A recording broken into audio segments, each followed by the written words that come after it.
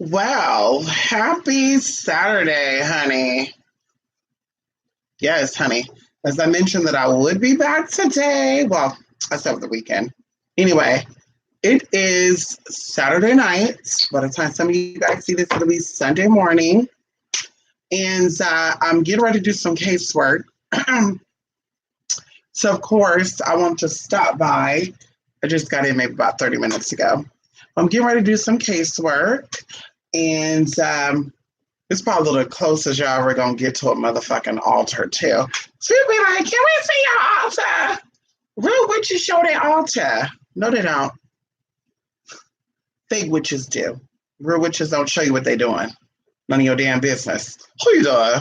But anyway, of course, like I said, this is my birthday weekend, and I'm gonna be actually posting on my blog spot some deals that I am offering for the summer solstice. A few people hit me up was like, this is what I would love to do for the summer solstice. So we're going to be doing it. And of course, for those who want to be a part of it, we'll have that stuff posted on there. But like I said, I'm doing some casework, and you may get a little bit of insight of what I'm doing. And also, I'm not going to be looking at the camera either.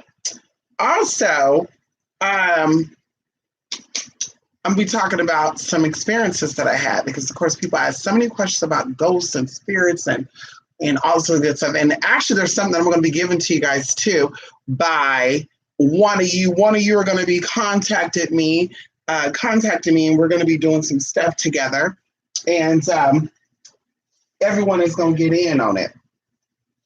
So, anywho, we're going to go into this. So, I had an experience. Okay, I've always been into ghostly stuff and spirits and stuff. I've always been able to see spirits and have interaction with spirits. I told you guys I had a nickname. For those who know me from my other channel, I had a nickname, and the nickname was very insulting, in fact. But it was a spirit that was given to me. That's how the nickname came about. But either way, we're gonna move these oils, and we're gonna put our candles close to our crystals. I've been getting a lot of hitters from people about dominating work, and that's what we've been doing, a lot of dominating work. So, anywho, so yes, I've always been around spirits, always had interaction with spirits. You know, people who died before I was even born. I've never seen a picture of them, and I was able to tell people, this is the spirit I seen, this is what I saw, etc., etc., etc. So, either way, I've had a lot of experiences with ghosts and spirits and all that. And in fact, every house that we've ever lived at, I would say most of the house that we've ever lived at was spirit attached, which means there was a lot of spirits, a lot of stuff. And I even tell people this too, that all the house that you move to, they're not necessarily haunted. Some of these so-called haunted houses are actually energies of people who used to live there. And if you have disturbances, there were actually people who live that are very violent and very negative, and they left that imprint there. That's why it's so important when you're buying a house or you're looking to rent a house, you need to actually see it in person, because of course you could do cleanses and stuff to cleanse out the imprint of energies that are there. But you want to be very mindful about what house you're renting or buying, because if you're happily married, the people who live there or stayed there, if they were having marital problems or relationship problems, and you move in there, you're now going to have that spirit there too, fucking your shit up. So you want to be very, very mindful of that. So a lot of these huntings, like I said, are not actual huntings. They're actually people who are still living. Their energy is just trapped in those four walls, because a home is a box, you know. Very similar to phones and and stuff as well, TVs and all that, beds as well. I'm not a fan of buying used beds. I'm not a fan of giving up used beds, unless, of course, it's some type of value. Let's say if the person, you love somebody and they left a bed for you or they left something for you like that, you want to keep the items because it's close to them, go ahead. But going on Craigslist to buy a bed and stuff, I don't recommend that because you have demons, you got just energies that were left there. And give me one moment. I got to concentrate on what I'm writing. So you have energies that are left in these items, and those who are open, whether you know it or not, you're going to get these attachments. So your life get fucked up. And a lot of you, that's where a lot of this stuff stems from. A lot of your issues that you have, a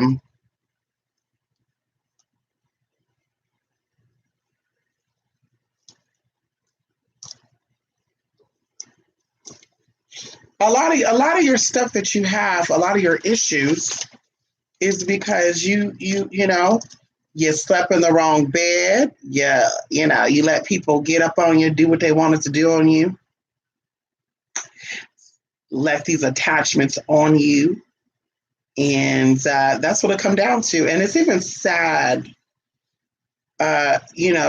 worse, sad, when you have children and you people are out here meeting up with random people and shit, having sex with them. And I never understood that neither. I never understood, y'all, the people who have children and this man can't meet my kids, but I'm going to go to a hotel room and I'm going to give it to him and I'm going to go back and see my kids. You need to cleanse that stuff up off of you. My strippers out there who are mothers, my escorts, my prostitutes, my porn stars, sisters and brothers out there, you got children, clean that shit off you before you come home. You got these spirits attached to you, and your kids are being affected by it. And even going into drugs and stuff. And this, I wanted to do this because, of course, we're doing work that kind of relates to this. And it's Saturday, and the new moon or the full moon is coming up. So I wanted to talk about this. So there's a lot of spiritual activity that's taking place. And typically, a lot of spiritual activity take place around the full moon anyway, because the portals are open and it's a powerful time to do a lot of stuff. But either way, this full moon in particular is very powerful for me because it happens to be on my birthday. But also, the things that we've been doing each month, it's an add-on, it's a link of something, a linkage of something, but I won't go into that. So people are asking me, like I said, about huntings and ghosts and spirits, and I do house blessings for my in-person clients. When I do in-person work with people, it's usually house blessing, cleanses, readings, and a small percent of them want actual casework done. Because, I don't play that bullshit. I'm not a boutique spiritualist, okay? I get down with the get down. So, either way, these people hit me up and they wanted work done. And my experience with, like I said, spiritual attachments via items, because, they have stuff on eBay and Amazon and other places where you could buy attached items, like I can't remember what they call them, but like a spirit is in the ring, or a spirit is in a mirror, or a spirit is a snap. And people say, how is that even possible? And I say, girl, everything you buy is spiritual attached. Even when you go to the stores and you buy stuff, this is why everything that comes in my home, I cleanse it, because you can buy something at Walmart that somebody returned, and it could have been intentionally or unintentionally. They bring something home, something get into it, they bring it back to the store, you grab it, take it home, and now you got shit going on in your house. And this happens a lot. In fact, I remember in 2015 we went to a flea market and I bought these beautiful masks. They were beautiful, hand painted and everything. And when I got to this vendor to buy these masks, they were beautiful, but something about them, and I think about it now, I'm getting like chills too, but something was like different about them. And I was telling, my best friend, I was like, girl, I got these masks. And the guy even put them in a plastic bag and wrapped them with like white tissue paper. And I'm like, oh, huh. So I put these masks in my trunk because I did not want them in my car, the body of my car with me, because, I want to go into that. But there's a process. When I got home to take those masks out of my trunk to bring them into my apartment, y'all, they literally fell and shattered into multiple pieces. Like, now how it fell, I'm still kind of just like, honey, because they were in the trunk. My trunk is deep. Anybody know about a Chrysler's deep trunks? And how it fell would be as if someone was in my trunk and they threw the mask out. That's how they fell and fucking shattered. But either way, they shattered. I didn't bring them in, and I knew what that was. But I'm going even into the place I stayed at. Like, people would be like, I see a spirit, I see ghosts, I see a male energy. And I never told people the background to this male energy. And of course, we're going to talk about it today. So in the place I used to stay at, there was a guy that actually was there. The place I lived at, they were built like in 1976, I believe. So it's a very long time. That place there for a very, very long time. And they had a lot of elder people live there. It was meant to be a place for retired people. And in my apartment that I lived at, a guy actually died in the place. And the crazy thing about it is the name of this guy, I know, like, even right now, I know someone with that name. Like, my whole life, I've always known a guy with that name. And there was a lady, cute Hawaiian lady. She was like, oh, that's where you live at. Well, if you hear a bump at night, don't worry about it. It's just blank. So she said their name. And I thought to myself, that's so weird because I've had a lot of experiences in this place. But I can tell you, I'm into spirits and ghost stuff. All that is energy. So it does not scare me. Haunted places and all that good stuff. All that stuff is just labels we throw on it. But a lot of y'all bodies are hunted. A lot of y'all pooms are hunted. A lot of y'all penises are hunted. So it is what it is. It's just a word. But either way, nope, you're not going to do that today. No, you're not. You can sit right there. Okay. So there was a lot of tea that went on there, y'all. And when I started doing more spiritual stuff, this energy started becoming stronger to where I would have out-of-body experiences. I would have dreams. I would have vivid dreams. I would have dreams to where I'm laying in my bed, the exact same way I fell asleep, exactly what I had on, because I usually sleep without any clothes on. But sometimes I'll sleep with clothes on, especially at a time I had a stalker for a little period of time. Well, we should say a known stalker. And he would just come around at certain times, do certain shit, so I didn't feel comfortable sleeping without clothes on. But this spirit would actually do things to where, like I said, I was out of my body. I was having these experiences to where it was just like I went to sleep. So if I slept with a pink bra on in this experience, I would wake up with a pink bra on and walk around and do my thing. And one of the times it was so freaky because I came out of my apartment and literally, I came out of my apartment in the dream, of course, so whatever the experience was. I came out of my apartment, and when I got ready to open the door to go outside, I was high up in the fucking clouds and shit. So when I opened the door, bitch, that stomach turn feeling that you feel? That little turn you feel, bitch, when you look down and you're high up? Well, maybe it's just me. That feeling was there. So I shut the door and I was like, bitch, I gotta be dreaming. Open it again. Same fucking thing. And I was like, bitch, maybe I'm not dreaming. Maybe something happened. Maybe an earthquake happened. Maybe land. Anyway, so I ended up waking up, obviously. But I would have little stuff like that. And of course, I was seeing a lot of guys. So that energy was being fed because masculine energy is fed by masculine energy. Feminine energy is fed by feminine energy. So, of course, maybe we'll talk about that down the line. But energy attracts energy and energy feeds energy. So if there's a female energy in your home that's hunting you or doing weird shit, other feminine energy is going to feed that energy. So you want a female who's very dominant and strong, who can conquer that energy and tell that bitch to go.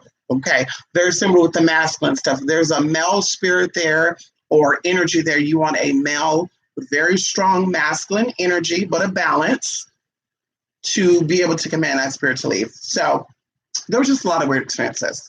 And even people like come over my house and be like, ooh, ooh, ooh, ooh. And I remember one time in particular, I met this guy off of one of these apps. Honey, he came over and he was like, oh, I gotta go. And bitch, I'm thinking like, do I not look good? Do I not look how my pictures look? And honey, he was like, I don't know what it was, but there's some tea up in there.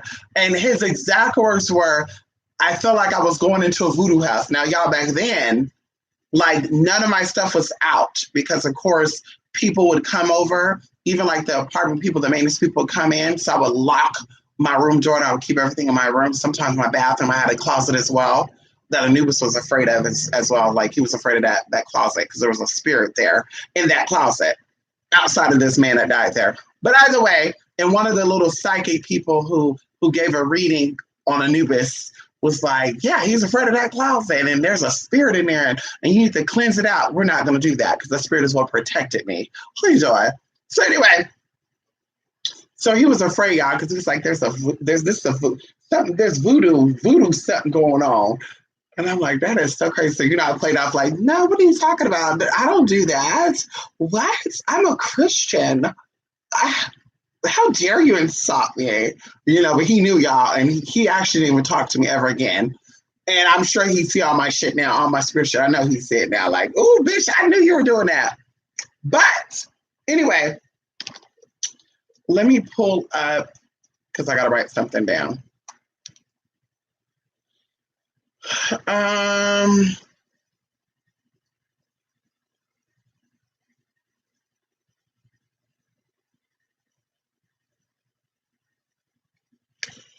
So yes, so one of them, anyway, enough with that. And I'm just kind of talking while I'm doing my stuff, honey, telling y'all my little experiences, honey. And if you remember my other channel, we talked about astral projections. Remember that? Well, you probably don't remember. But I remember, y'all, there was a witch. A witch bitch. We were cool for a while, actually. Hello, Mina. Good morning. Come on, TC. How you doing? Yes, honey. Thank you. Not today. Today is my birthday. And I'll be listen, TC, I would have came on here with a crown on, honey. Who you doing? So I'm just doing some work and talk with you guys while I do this work. It'll keep me up. It'll keep me up and energetic while I do this. I'm talking to y'all, honey. Versus if I was just here by myself doing this, honey, I'll be like, I'll be ghostwriting and shit. So, astrally projecting. So I had an auntie that used to astral project. She was a real Bible thumping Christian. Okay. And she didn't like the term psychic or any of that because to her that was all crazy stuff. But she very much knew things. Okay. So she predicts her own death and everything. This is all documented information as well. So this auntie used to astral project. And now I had a lot of OBEs, out of body experiences, like high school and stuff, middle school. That's how I knew like something wasn't right, y'all. Like I thought I was going psycho, like probably 14 years old, to where I went to go see psychologists. They were Catholic based. Woo, girl. And they were like, Something ain't right. You know how they do. Something ain't right. But we met one sister named Sister Elizabeth. And I believe she was Baptist. Because people always got shit to talk about some damn Baptist people. Fuck you.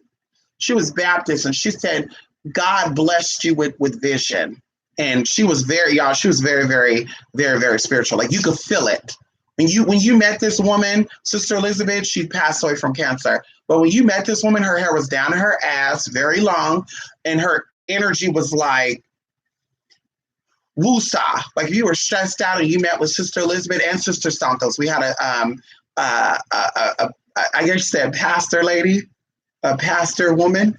Her name was Sister Santos, and she was also I won't even go into that, y'all. And coming back and realizing their faith and stuff, they were connected to one of the deities that I work with. So I feel like they introduced me to that spirit, and that spirit kept circulating around me.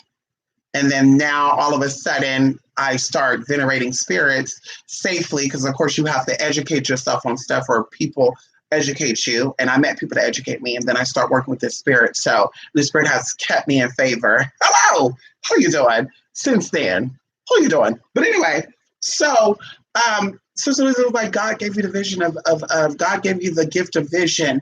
And the older you get, more things are going to come to you. And they used to like anoint my head with oil and shit, and anoint here. It'll be here and here with oil.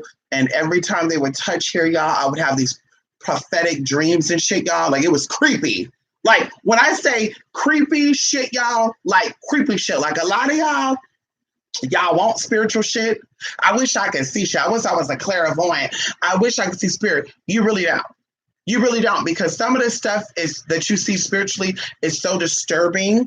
Like you got to have a real sane mind. And that's how I feel some of these spiritual people go psychotic and they lose their brain and they start seeing shit and all that shit because of that.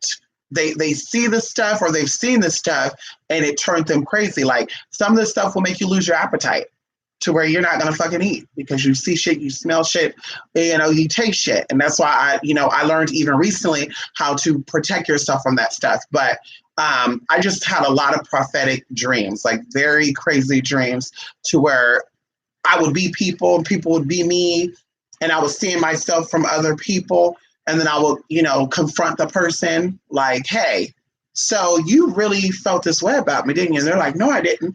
Okay. And I wouldn't tell them like, oh, I had a dream about it. And it probably was, I don't think it was a dream, but of course, interpretation for you and for me to explain to you, it was dreams, like explaining things to me, and I'll explain to people. But like shit about the earth and stuff, y'all, that is coming to pass, that has not yet happened. And even going into like some of the people that I've come across and the spirits of that are with them, like it's crazy. So like I said, one thing about me is that I was given the vision, but my vision is not like me sitting here looking around and I'm seeing, spirits standing here. Because of course there's spirits standing here, but I can't see them.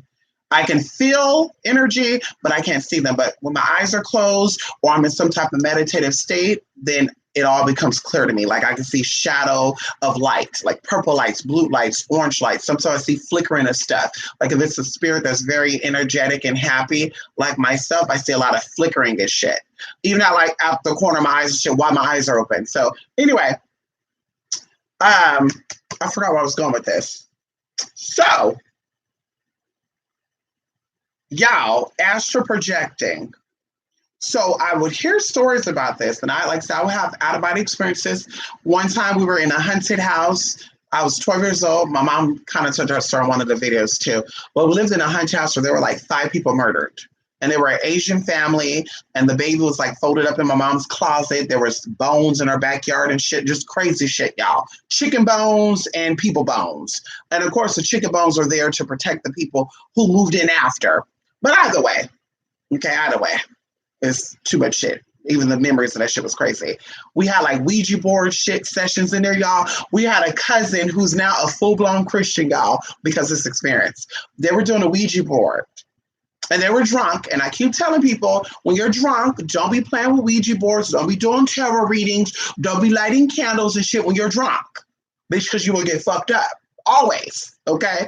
If you got some real shit. Now, if you got some fake shit, girl, hey, go ahead, do your shit and now go have. Well, I get drunk every time I do work and nothing happened to me. Well, hey, the spirits are fucking with you right now. They're playing with you right now.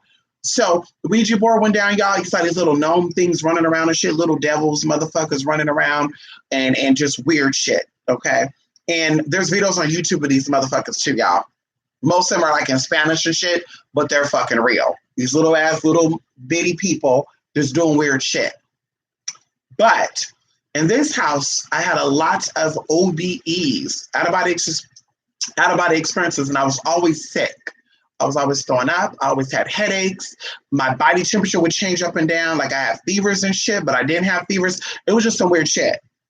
And one time in particular, I remember I was in my room, and then I got up out of my room, like sleepwalking, because I used to sleepwalk a lot, y'all. Like my grandma would get freaked out, y'all. My grandma used to get freaked out. I gotta call my mama, ask her all about that, so she can tell you all about me sleepwalking. I used to sleepwalk.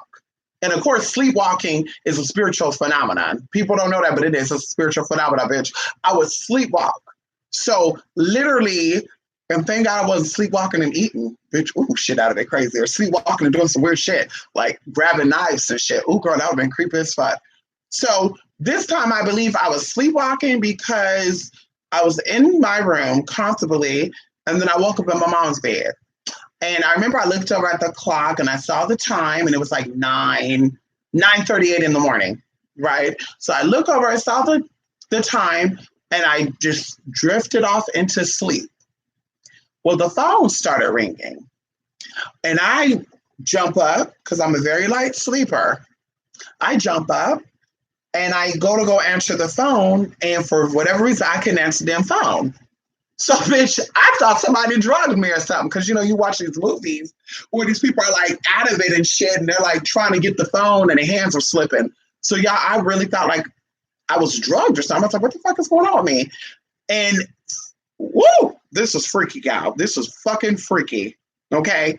All jokes aside, this was fucking freaky. I, like, kind of look over, and I saw myself. And I saw, and I kind of like dropped, like, what the fuck is that? It was me, bitch. So I'm just thinking to myself, like, am I dead? Am I dead? Oh my God, I'm dead. I died. Right? So I'm thinking, like, there's a pearly gate gonna open up.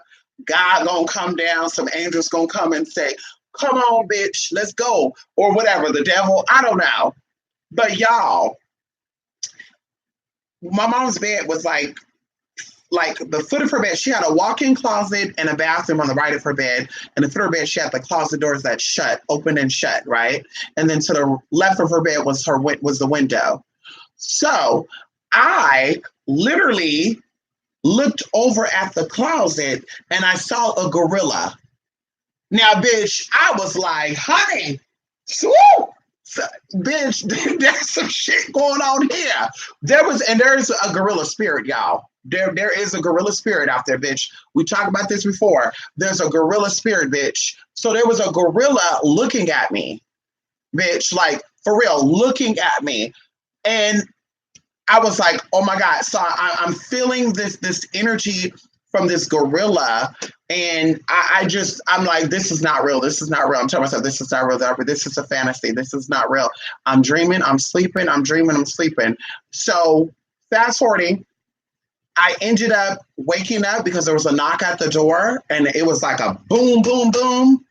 And that bang, whatever that tap was, and that bang was, bitch, it knocked me back in my body to where I jumped, like in the bed. I jumped, and the phone was ringing, y'all. I jumped, the phone was ringing, there was a knock at the door. I answered the phone, and it was my mom's friend, and it was her, and it was my mom's friend's mom, asking where my mom was. And I was like, I don't know, but I was like, I need to come and talk to you because I just had a crazy experience, you know. She was into that stuff and spiritual stuff, and a very, like, Christian woman. So I'm like, she would know what the fuck is going on. So, of course, the person who was knocking on the door was one of the neighbors. They thought we were at Icy House or something. But I was like, honey, you saved me, bitch, because I was dying in that room. But anyway, Fast forwarding, I realized that was an out of body experience. And I had many of those things, like many of those experiences of me slipping out of my own body to where I would even play with it. Like I would literally be drifting away, like sleeping, drifting away, and I'll end up somewhere. And I told y'all the experience that I had. I was in somebody's house. I don't know what place this was at, what country, I don't know, but I was flying through the motherfucking trees. I ended up in a motherfucking house. It was a man and a woman.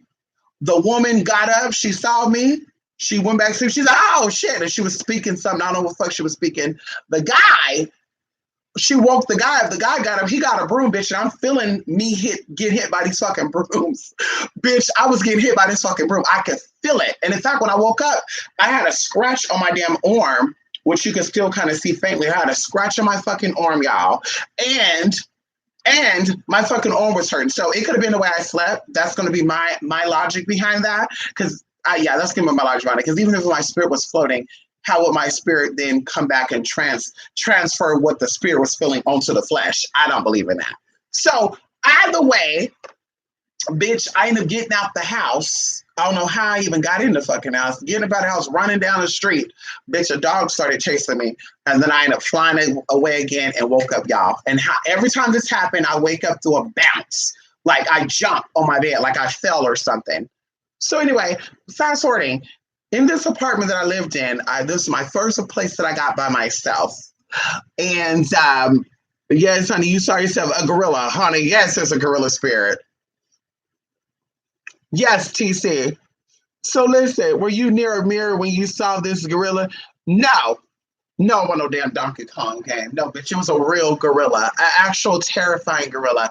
In fact, the eyes of this gorilla was almost huge. Let me tell you what it looked like to me, honestly. You know, on Planet of the Apes, how these apes looked like apes, but they looked human-esque, kind of? That's what that gorilla looked like. Red eyes and everything. And also, Donkey Kong, I hated that fucking game. I hated that Donkey Kong game. Oh, I hated that game. In fact, my cousin and I, we used to get into it because every time it was his turn to play, he wanted to play the fucking Donkey Kong game. Oh, I hated that game. But anyway, no, it was a gorilla that had the eyes of a human person. And all I remember seeing was above, and the energy, it was like, I want you. Anyway, I don't want to get into that because to people who don't understand that experience, it's going to be like it's a game to you. So I don't want to get into that. I'm saying all that to lead up to this. In my house, when I have my own place, I love the movie Vampire in Brooklyn. I love that. I love Brooklyn. I feel connected to Brooklyn. I've had a past with Brooklyn, something with Brooklyn. You know, I've never been to Brooklyn, but I feel connected to Brooklyn. Everyone that I usually meet that comes from New York that I get along with are usually from Brooklyn. I don't know how that be, but it usually is. I know some people from Harlem, Spanish Harlem, St. Patty Projects, but we kind of have our tussles, and it's like, bitch, fuck you, and don't you call me again, and if you go over here, bitch, I'll do the boo boo boo, and when you come around, I'll boo boo boo. So that type of thing, and the Bronx and shit, and I got family over there, Manhattan, and all that good stuff, but I've never been to Brooklyn, and I just feel connected to Brooklyn. Like I had some experience there. Maybe my husband is over there. Who knows? New York got a lot of diversity. Maybe my husband is over there in Astoria, Jackson Heights or something, honey. Brooklyn, Bay Ridge. How? How? Maybe my man up over there somewhere, honey. Call me. Call me, Brooklyn. Anyway, so I used to love the movie Vampire in Brooklyn. And I remember one night I bought that movie. Walmart had it for $5. I watched that movie. And I actually got very comfortable and turned off all the lights and TV, at least that's what I thought. Dozed off, and I dozed off, but I'm still up. And all of a sudden, the light was on in my living room, or in my bedroom. I had a ceiling light, like a fixture in the ceiling. The light was on, which I thought I turned off everything, the TV, everything. Matter of fact, the TV had a timer on it, so the TV should have been off by itself. So either way, y'all, this ugly ass face. When I say this ugly ass face, y'all, this ugly ass face like appeared in front of me, and it made a like a screaming noise, like ah. So, bitch, that made me jump. Like, cause bitch, I saw this ugly ass bitch, and I heard this fucking ugly ass scream. Bitch, I jumped up, and when I jumped up, I heard a bang like on my dining room table, and I was like, I'm not going to sleep. Something just went down. I'm not going to sleep. Something just went down, and you know, I'm still kind of I'm in that zone. So I'm like, bitch, I'm trying to make logic of what happened. Okay, maybe I had a dream. Maybe the movie Vampire in Brooklyn stirred up something in my psyche. Blah blah blah. I don't know. But when I actually woke up and realized what exactly happened, bitch, that was a spiritualist projecting into my home. And I'm just gonna say this: what I know this thing was, it was a disguise, because of course when you are a spiritualist, people don't know this. When spiritualists project themselves to you, or when a spiritualist make themselves, we'll say project themselves to you, they know how to hide their identity. Very similar to when it comes to spells and stuff. When it comes to certain type of rituals, only experienced spiritualists can do these rituals, and they can actually completely cover themselves up to where you can never forget who did the ritual on you. And if you go get help with these rituals, it's not going to work. Okay, you can pay all this money, you can make all these cleanses, it's not going to happen. But also, thank God, there's an antidote to all things. So you have spiritualists who can counteract that. And of course, it takes a special type of spiritualist to counteract that, to see exactly who can see through the invisibility, because of course there's spells out there to make yourself invisible, and people think these invisible spells are to make yourself invisible to where no one ever sees you. No, it's to cover up anything you may do, to kind of cover up your tracks. But like I said, because I'm aware of those rituals, and because there's people out there that are aware of those rituals, we're able to still trace the step back and figure out who did it. And this is why people be kind of like confused about what they did that ritual on me. Like, I remember a girl from Florida, she came to me because she was being attacked by somebody. She was having dreams of snakes and snakes and pigs, and these part human part pig people, and she was just having these crazy experiences. And I told her exactly who it was, and she gagged. She gagged. Like, what? Why? I'm telling you. Now we know the source.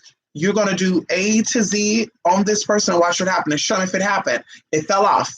So then we started doing other shit, y'all. And I remember that we were doing so much shit. This was in 2016. We were doing so much shit. September 2016 to about December 17th, we were doing so much shit. But anyway, that person projected into my home, and I know exactly who and what it was. So I was able to do some stuff to go back or send it back or send them back. And also I learned how to stop things from coming into my house. So this I always tell people, you know, when your home is protected, I don't care what the spiritualist is saying or who they are. And I went in and I sent people in. Ain't no bitch coming in this house. Ain't no ghost, ain't no spirit, ain't no demon bitch unless I welcome you in here. You're not coming in here, because I know what to do to stop that. So, like I said, that was just some crazy shit. So, yes, going back into that, spirit people can project into your home, but they're not going to show who they are. Going into this video that I saw of this spiritualist who I was kind of cool with. She's a water sign, and she was talking about how she projected in someone's home while they were getting dressed and shit, and it just gave me a flashback. And no, it wasn't her that came into my home, because she didn't know me like that then. But it made me think about that for a minute. Like, it's actually creepy. And this is why you have certain items in your house to protect yourself, because even outside of these spiritual people, you know, there are informants for hierarchies, and you can take that how you want to, who actually see you. This is why I say, when you think you're doing stuff behind the backs of the government, they'll eventually find out, either physically or spiritually. And the government actually hires spiritual people to work for them. And of course, when these spiritual people work for them, you're not going to see them on YouTube. You're not going to see them in the general public. You're not. And this is why I say, when this girl said, oh, there was a spiritualist on YouTube that ran off. No, you didn't. We know exactly what she's doing and we know exactly what's going on. Bitch, we know what's going on. She didn't run off, bitch. Girl, she didn't run off, girl. She went into something bigger and better. This was a stepping stone for her. And where she's at now, she's using all of her gifts.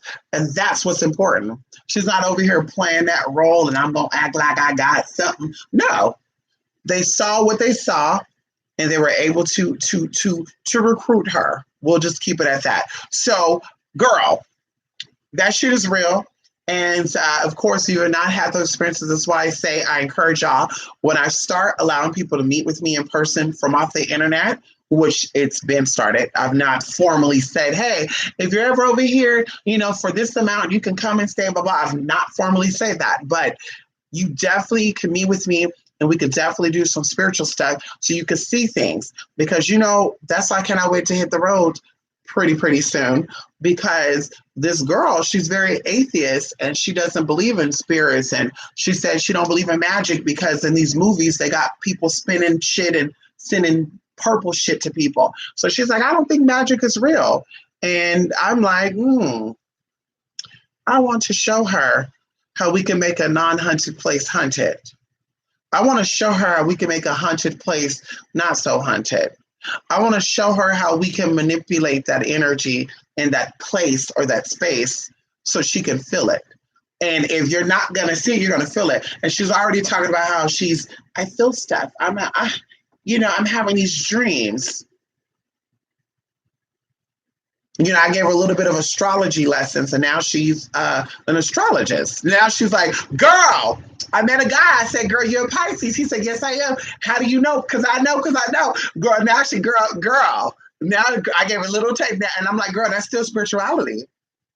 Yes, that's still spirituality, girl. Because anybody could read astrology, but it doesn't mean they're going to get it, just like tarot and any other type of reading or divination. Just because someone teaches you how to do it, I mean, you're gonna know how to do it. If it's not meant for you to learn it, or if you naturally don't have that gift, you can't do it. It's all about enhancement. Same thing with makeup. Makeup doesn't truly make an ugly person beautiful. Like, it enhances what's there. Now, of course, going into this highlighting shit, so I'm not a fan of that.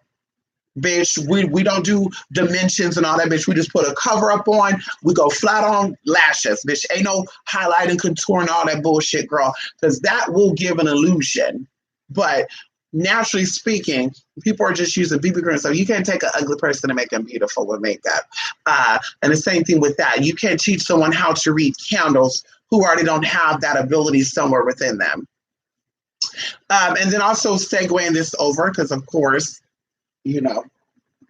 let me get what I need to get,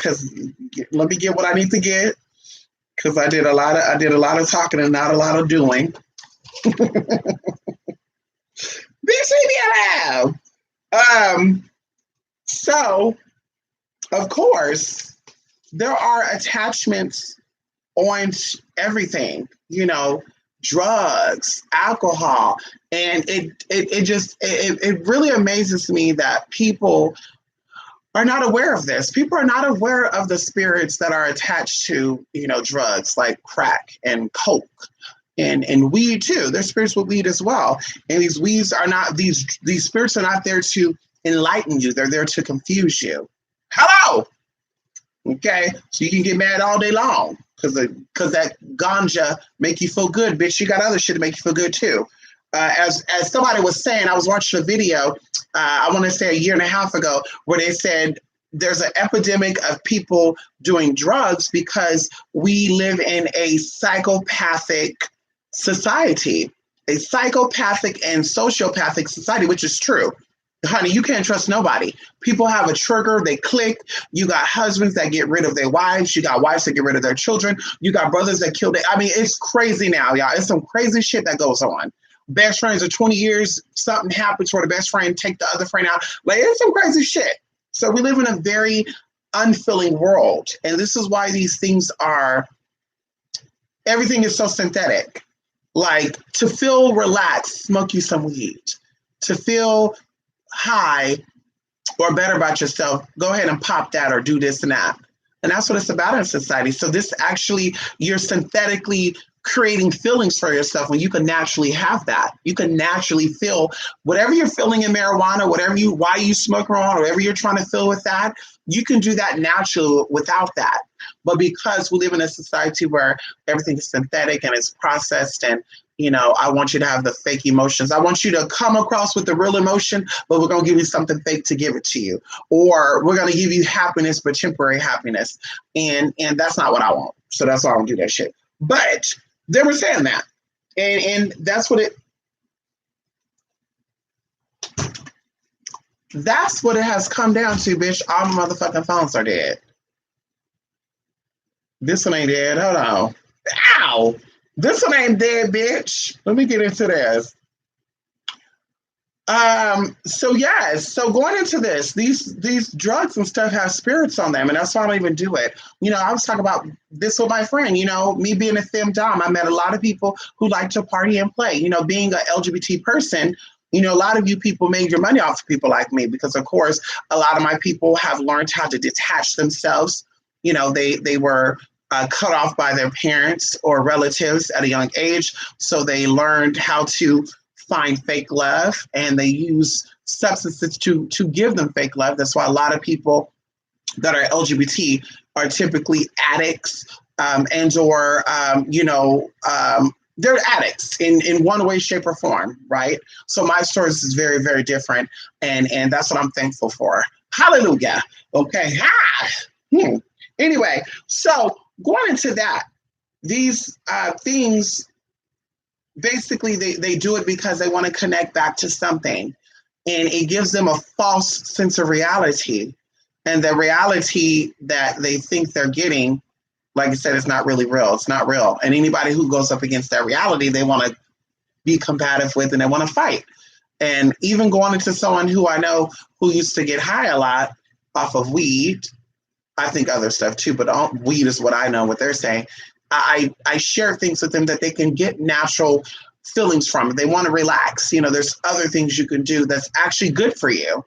And they start doing it, and their personality, everything have changed. But I was going somewhere with that. People come to me for work, and they would say, I'm having some disturbances. My house is falling apart. My children are being disorderly. My husband is cheating on me. He's seeking other activities, extracurricular activities, because it's not always cheating. Well, I think cheating is not only sexually, but you also have mental cheating. You also have when a man gets in an argument with you and he go hang out with his friends. That's a little bit of cheating to me as well, because instead of you sitting at home talking about it with your wife or your husband, you want to go run the motherfucking streets and talk about it with your fucking homeboy. Sit here and dice and chop up your girlfriend. Yeah, well, she thinks she ought to. Well, let me get an outside opinion. And then, girl, when you find out, honey, that your best friend sleeping with your man, then you wonder why. Because you left your house to go tell your best friend about what he does. And it made her curious. Same thing with you men out there. That's why my best friend slept with my baby mama. My cousin said, yeah, of course. Because instead of you talking it out with her, working it out with her, you went outside the house and you entertained those spirits. So now you have to take responsibility and accountability for what you did. So going into this, a lot of people hear me, my house is falling apart, my children are disorderly, my relationship is not where it should be. And I tell them, depending on how deep it is, it's going to be a process. And of course, a lot of them, they don't like to do it because they think $20 is going to do it. They think, one little $20 ritual, all I got is $20, Mystic. $20 is not going to patch up this type of situation. You've been dealing with this for what, 7 years? $20 ain't gonna patch that up. It's not gonna patch that, bitch. We can light a candle for $20. You sure could. We can light a little candle for 20. But that's not the work. You need more than just that. You need some real work done. So they're not understanding that when there's alcohol, because I talked about this before, and maybe I'll do a video on this about alcohol coming from the Arabic word alcohol, which is a flesh eating spirit. So the same thing with alcohol. Alcohol causes psoriasis of the liver. It eats up the lining of your stomach. For you women out there, it eats up the lining of your stomach a lot quicker than men because men actually have an enzyme in their body that can combat it. Not saying they're bulletproof of the spirit getting into them, eating them up from the inside out, but it opens your body up for diseases. And I won't even go into that, but it does. It really does. Even going into the plant-based stuff, you're going to drink tequila and all that stuff. Yes, that comes from a plant, but the process of that is what makes it poisonous. Very similar to potatoes. You burn potatoes, you can die from that. It's dalformahide. I don't think I've said it right, but yeah, it causes cancer. Eating burnt potatoes. Hello. Drinking dead water. Same fucking thing. Water is good for you, but opening spring water, letting it sit up outside for a few days, and then you want to drink it, girl, you could die from that. So alcohol is a flesh opening thing, and the more you drink, the more attachments you get. Ow, hello. So anyway, going to even into smoking these drugs, the C's. I don't even like thinking about it because it's just disgusting. I mean, it's a waste of money, a waste of time, and there got to be something really not right there mentally. There have to be some mental instability there for someone to want to do something like that to get something out of it. And I cannot judge, but like I said, for me, it's not. That's just crazy to me. You're better off drinking some damn bleach. Anyway, drugs are the same thing. It opens up your body. It opens up energies. It shuts down your chakras.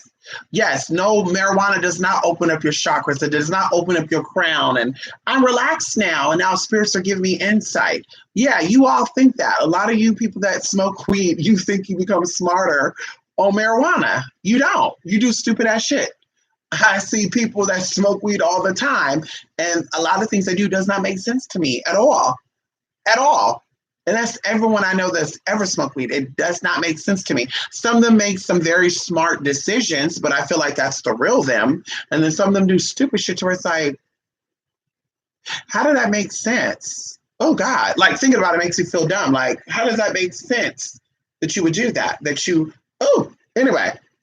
So when you have a husband or you have a wife that's addicted to drugs or alcohol, you have spirits that are now entering your home. And this is very important because, like I said, I'm talking to one of my people out there right now. Ow.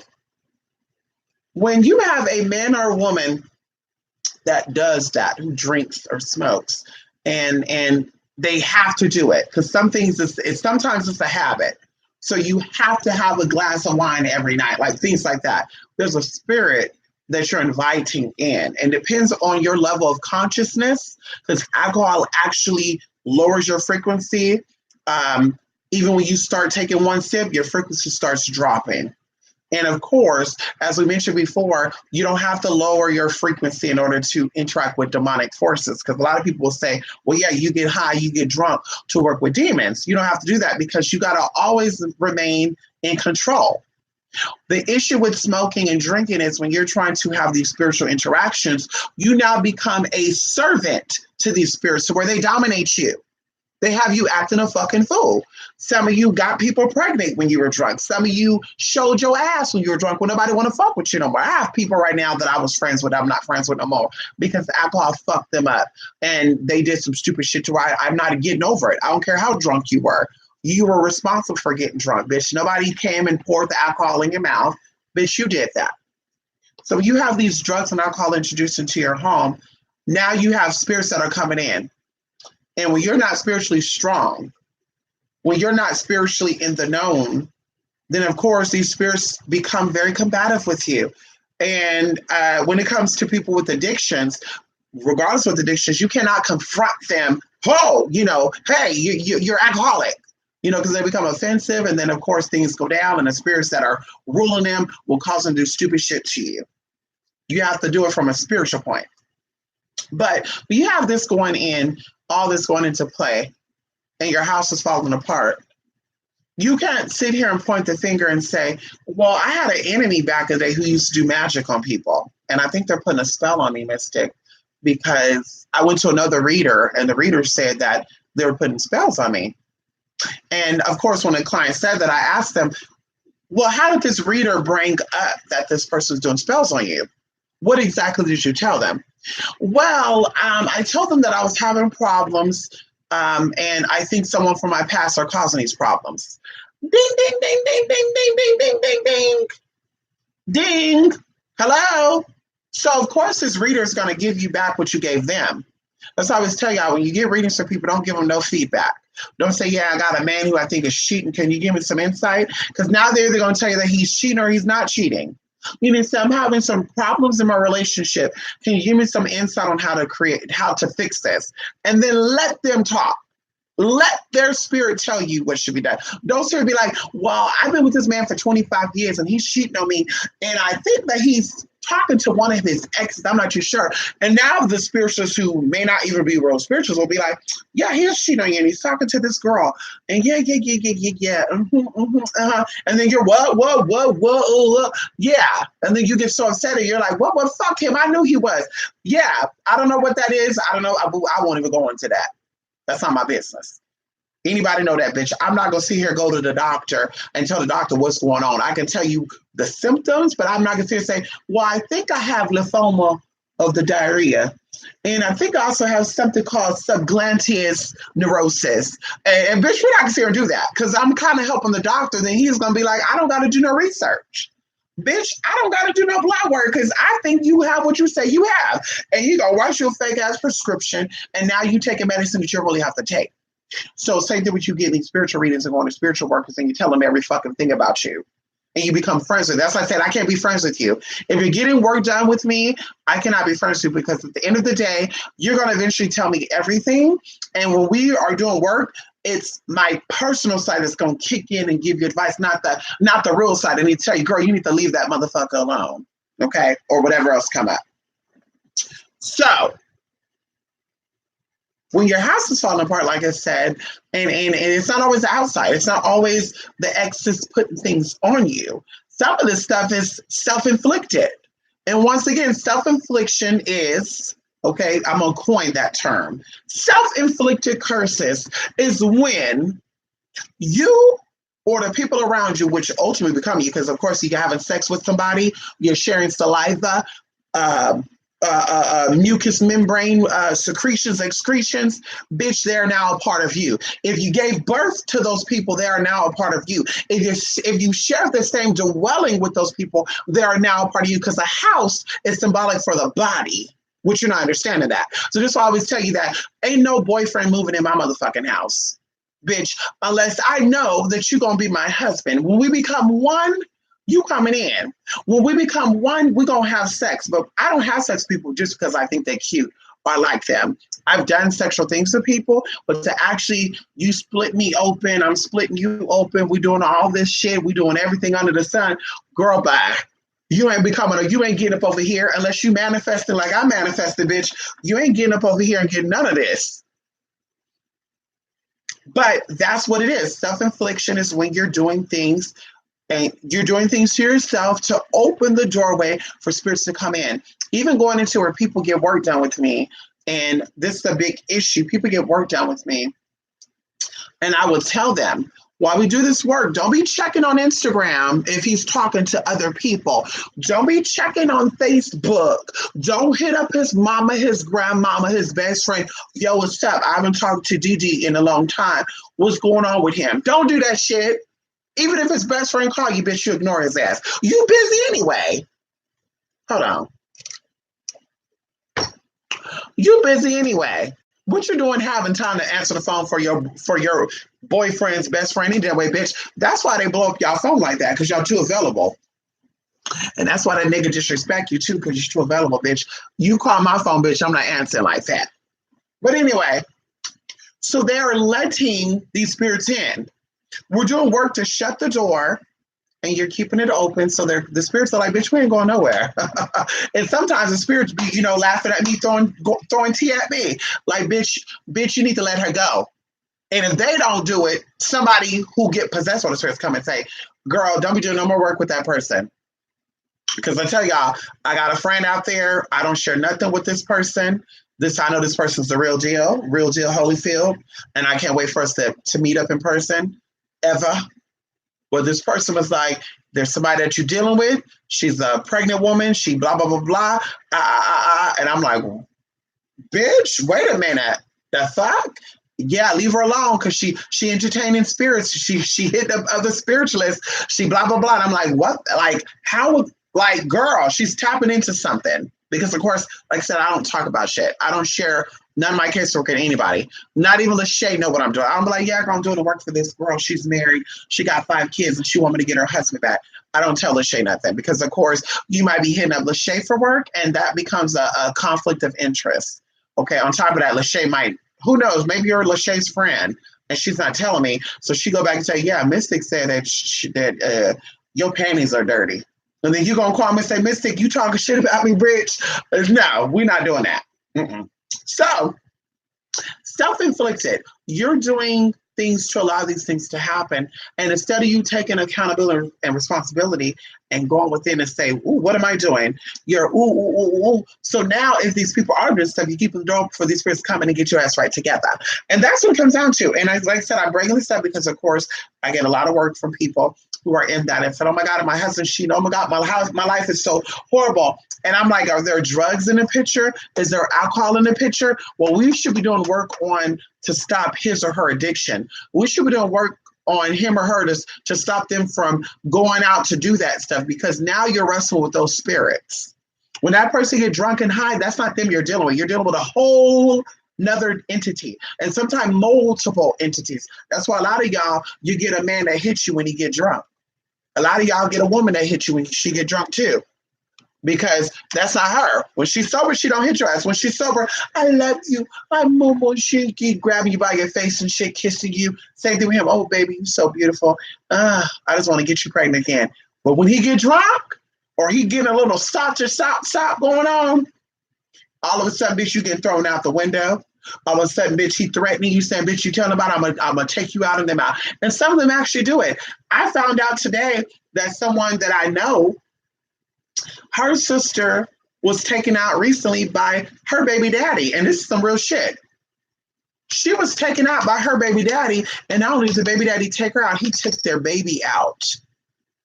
He took their baby out. He took their baby out, bitch. So a lot of y'all think this is cute and this ain't real. This is some real shit.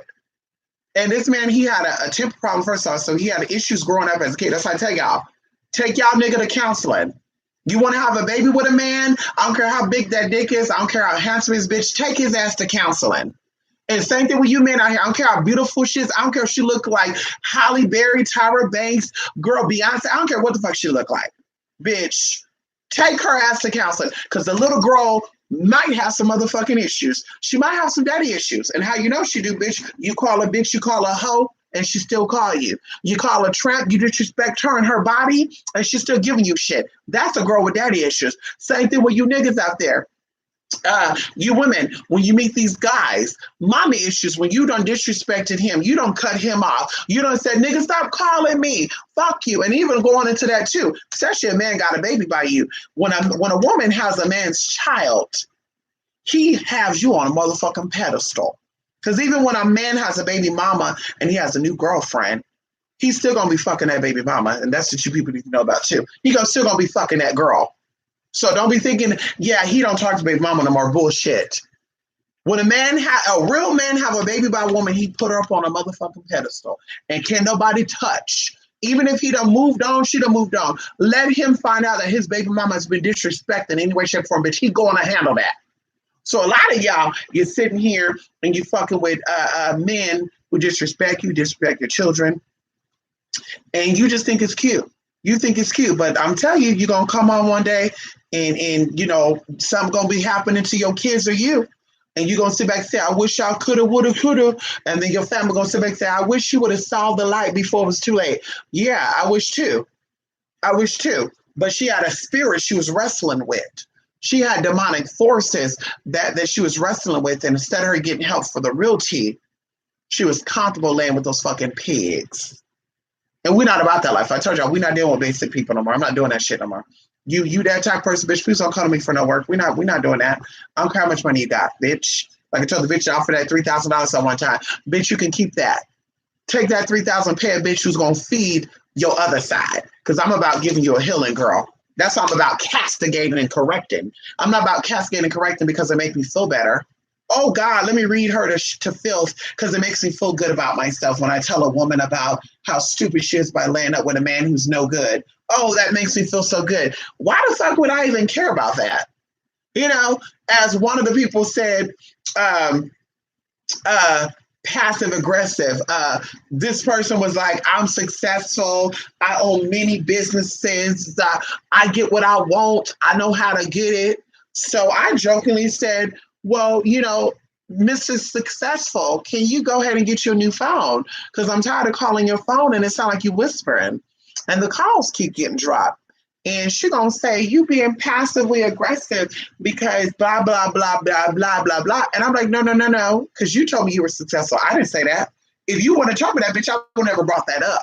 But you said it. So now because you want to be boastful shit, bitch, I'm gonna say, girl, well, listen, if you really all that successful shit, you got it like that, get a new phone then. Bitch, a phone, you can buy a cheap phone for $100, but you go on internet and get one for $127. What's that? But what it is, like I said, people like sympathy. They like to play that victim role. They like for that victim to be soothed over. We're not doing that. I don't play that shit. You got a victim mentality, bitch, don't hit me up. You got to be victorious, bitch. We all got a Vicky in us, bitch. A Vic, okay? A Vic. We all got a Vic, bitch. How about that? You gonna be victorious or you gonna be a fucking victim? You gonna be a victim? Hit up those other people because they like feeding your victim side. Poor you. You're a black woman in America, and I know just how hard it is for you. Poor you. Yeah, that's just so sad that man would do that to you. Yeah, you need to do something on that man. Excuse me. No, ma'am. I'm sorry. Unfortunately, it's really sad that you're letting this man take advantage of you like this. You need to wake up. Find your melanin power, bitch. Is that what y'all talking about? Your queendom. Find your queendom, girl. Fuck that dumb shit. Let's not blame him, only him. Same thing with you niggas. Let's not blame only these women. Well, it's her fault because she can't settle down. So because she can't settle down, I can settle down. Stop blaming her. You let her be that way. How about that? When you having sex, that's a good time to program somebody. When you having that sex, that opens them up all the way around, bitch. Program that body. Anyway, but so yes, you're fighting spirits. And this is why I say, if there's drugs and alcohol involved, you gotta go. Now, if you're someone who drinks once a week, that's fine. But we got to make sure that mind is still there, though. Because a lot of people are softcore alcoholics. We're going to call out is a lot of y'all are softcore alcoholics. I got to have that liquor. Bitch, you better go meditate. You want to relax. Your life's so damn horrible, bitch. Let's fix the problem. Hello. Let's see what's going on. What's causing you drinking because you had a stressful day at work? Why is your work so stressful? Is this really what you want to do, or are you doing it just because it pays your bills? Oh, okay. So you're doing it because it pays bills. That's why it's stressful. Okay, so what exactly about your job is stressing you out? People. Maybe you shouldn't have a job working with people then. So why not nip the root? Why mask it? Well, I'm going to get drunk tonight, and then I'll go back and deal with the bullshit tomorrow. Then I'll come back home and drink, and I'll do it again. I'll keep drinking to keep soothing it. Oh. Like, really? Does that even make sense to you? Does that even make sense to you? It doesn't make sense to me. Hey, I want to go have fun. That's all I want to drink. Bitch, please. Bitch, listen, I don't get drunk and I have a lot of fun. I have fun because I actually remember my experiences. Some of y'all just existed. Y'all don't remember what the fuck you did. You slept with a man, woke up, didn't know what the fuck. I don't remember what happened. I want to remember all my experiences, and I do. What you want? Anyway, let me write this down before I look, honey. Come on, Farian. Who you doing? Yes, that's the freak right. House is pretty. I know that's right. Come on, Rose. You thought of me. Come on, Rose. What you doing? Yes, Rose. I thought about you. Hey, every time I think about you. Come on, Rose. Ooh. Ooh. Oh, we are not. Hell no. Ooh.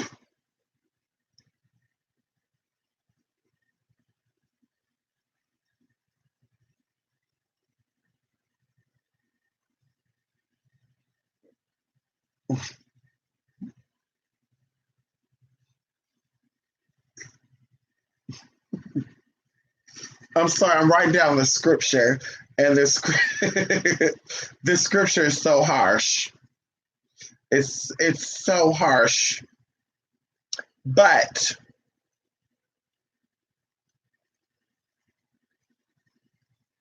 it's so needed for this work.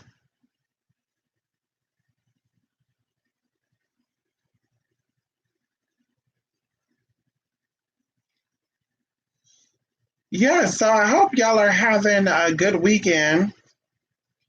I had a very, very, very good day. In fact, I woke up a little late.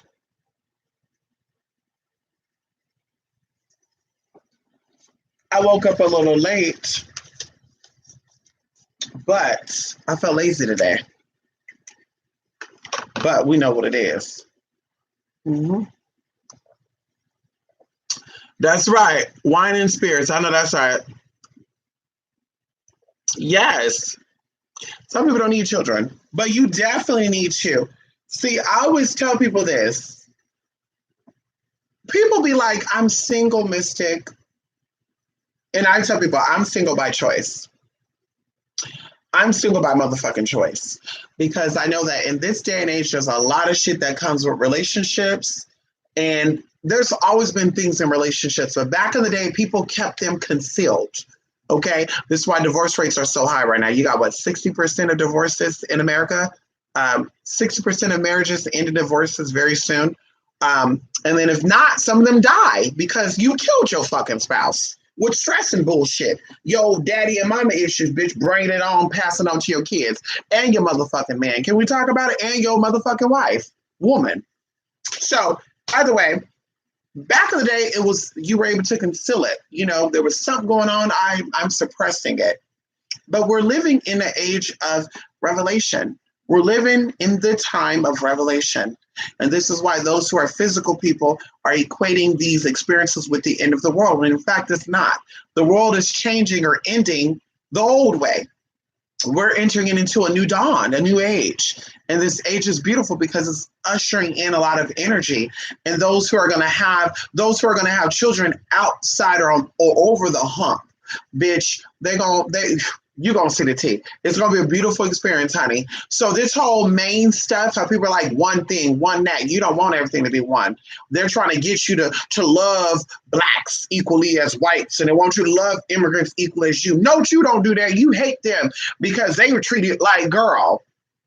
That's exactly why we've been a zero type civilization for the past several hundred thousands of years. At this time, bitch, it's time to wake up. It's time for everyone who is incarnated into this life as a spiritualist to get past the bullshit that you think that it is. I'm gonna fight over her because she looked better than. I'm gonna fight because she got more money. I'm gonna fight because she got better clients than. I'm gonna fight her because she said some stuff that offended me. If you're a real spiritualist, you're overlooking that shit. Because when you die, how many bitches they called you ain't gonna matter. How many niggas in wigs they call you ain't gonna matter. Oh, heifer, hoe, slut, trap. That shit ain't gonna matter. What's gonna matter is what you did while they were calling you that. Because see, what's important is on the inside, not the outside. And that's people get twisted up too. We're taught how to nourish, and we're taught how to bathe in the outside. And the outside look good. I'm gonna act like I'm not hurting. I'm gonna act like everything is good. Even though I want to cuss her out, I'm going to act like, hi, how are you today? Yeah, this is why you got a lot of bipolar people out there, a lot of schizophrenia. You know, there's different types of schizophrenia out there too. You got different personality disorders because we're taught how to be two-faced. But in reality, it's about being true to yourself. In reality, it's about expressing yourself. If you don't like something, tell that person. And if it offends them, it offends them. If it offends you that I don't like something that you're putting onto me, then bitch, we're not meant to interact. We're not meant to be business partners. We're not meant to be friends. We're not meant to see each other because we're not on the same frequency. And that's what it's about. Gravitation, let's talk about science. When it comes to gravity, the earth being connected with the moon and the moon being connected to the sun and everything is on a gravitational pull. Now, gravity, first of all, is a theory, but gravity is a form of frequency. It's a form of magnetism. So the moon and the earth have to be on the same frequency in order for them to be able to orbit with each other safely. Because the moon could just whack off and hit the fucking earth. The earth could whack off, hit the moon. It is what it is. So gravity, it's about frequency. And even going into people, we on this earth, there's billions of people out there. There's tribes of people out there, and it's about finding people who are on your frequency. Everybody ain't gonna like you. You're not gonna be meant to. You're not meant to have everybody as your friend. You're not meant to because someone looks good. What they say, because someone look good doesn't mean they're good for you. Like there are people out there that are here to support you and that are meant to uplift you and that are meant to take you to that next level spiritually. But because you're too busy looking for those who don't really like you, who talk about you, they do. I don't give a fuck because I'm not lonely. I got a friend. Like you're spending your life doing that.